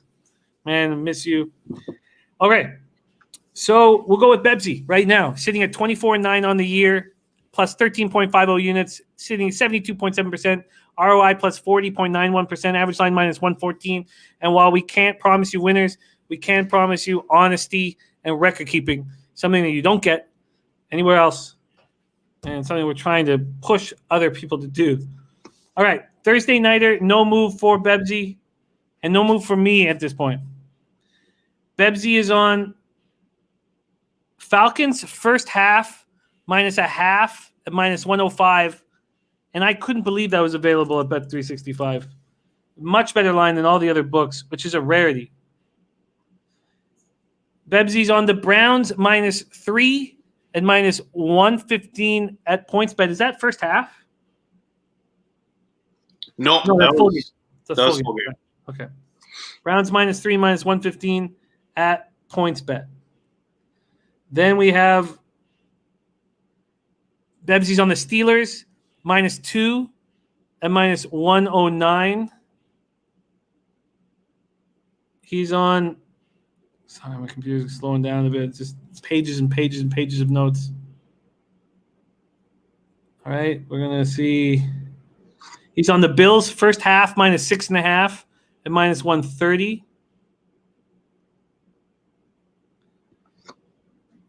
He's on nothing on Cowboys, Redskins. He's on the double up on the Packers.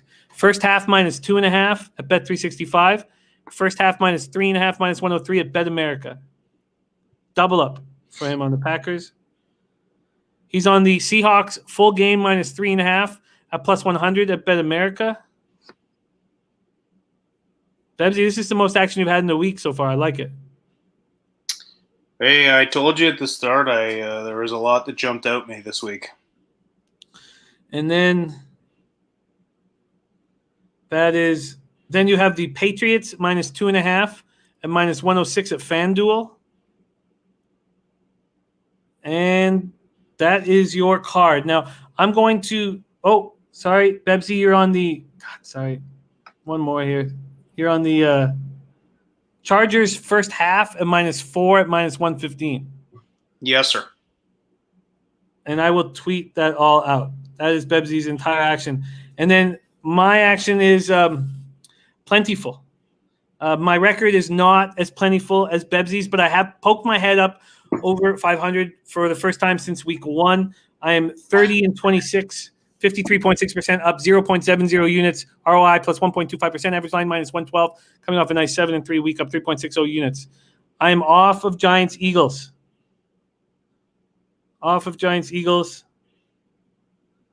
And then, T301 game says, do you think Titans will go to the playoffs? Yes.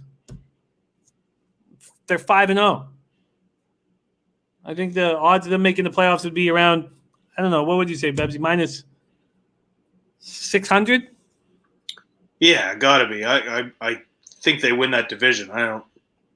The only team that is going to challenge them at all is the Colts, and I just think they're much better and more well-rounded than the Colts. I can't see them losing that div.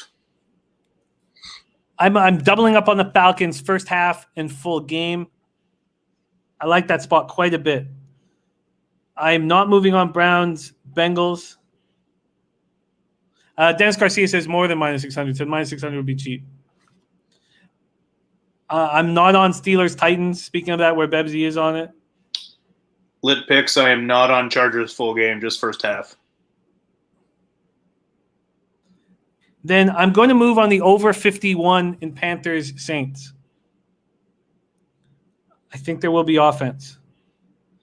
I'm going to move on the Bills, Jets. I'm going to move on the Bills first half. And I'm also going to move on the under. Full game under there. And then I'm off Cowboys, Washington. And Bebsy, while I'm doing this, can you think of a best bet, please? Yeah, I'm on it. I'm on the Packers first half -2.5 and the over 56.5 in Packers, Texans. Then I'm on the Seahawks -3.5. And come on. Sorry. And then I'm on the Chiefs Broncos under 48.5. And again, I will tweet all this out. I'm on the Patriots -2.5 full game and the under 44.5. And Jesus, this is the most notes I've ever had for a week of us. I'm on, this is my triple up spot, Chargers.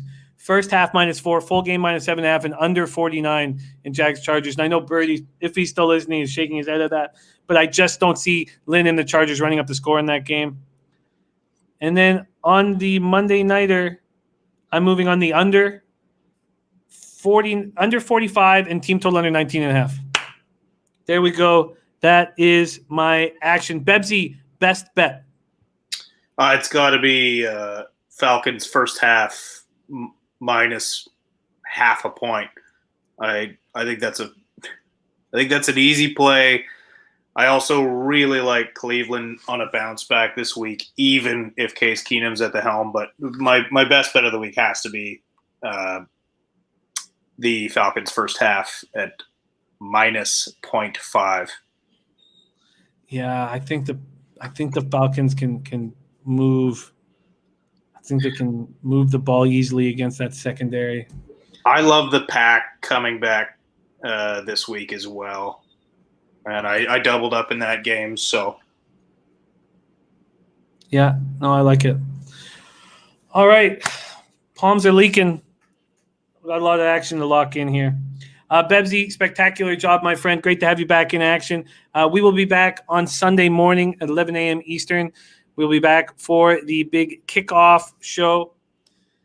And we have nothing without you guys. It's Cappers in the chat. You guys are hilarious. There's great insights, and you inspire us. And huge thank you to you guys. Chris Brady, Boogie Main, Nutflush Allen, Mr. Know-It-All, my man Leo, Alex Condiff, Chris Brady, Prince of the City, Nutflush Allen, Shannon Dan, 44, Lit Picks, Drunken Boxing MMA, Dennis Garcia, Casey Koenig, Intex, all you guys, man. Thank you so much for your support. Ron Walsek, Lance LaRose, Slats 45, Michael Ricciardi, Lily Gunn, half of the famed Vegas gun duo right there, Jay Peach, Vincente Gigante, Alex Condiff, all you guys. Thank you so much for your support. Bebsy, any last words? Not too much. Thanks for joining us for this near 3-hour marathon. You guys are troopers. Old Bebsy needs a nap. My bad. Let's get paid in full, though. Let's get paid.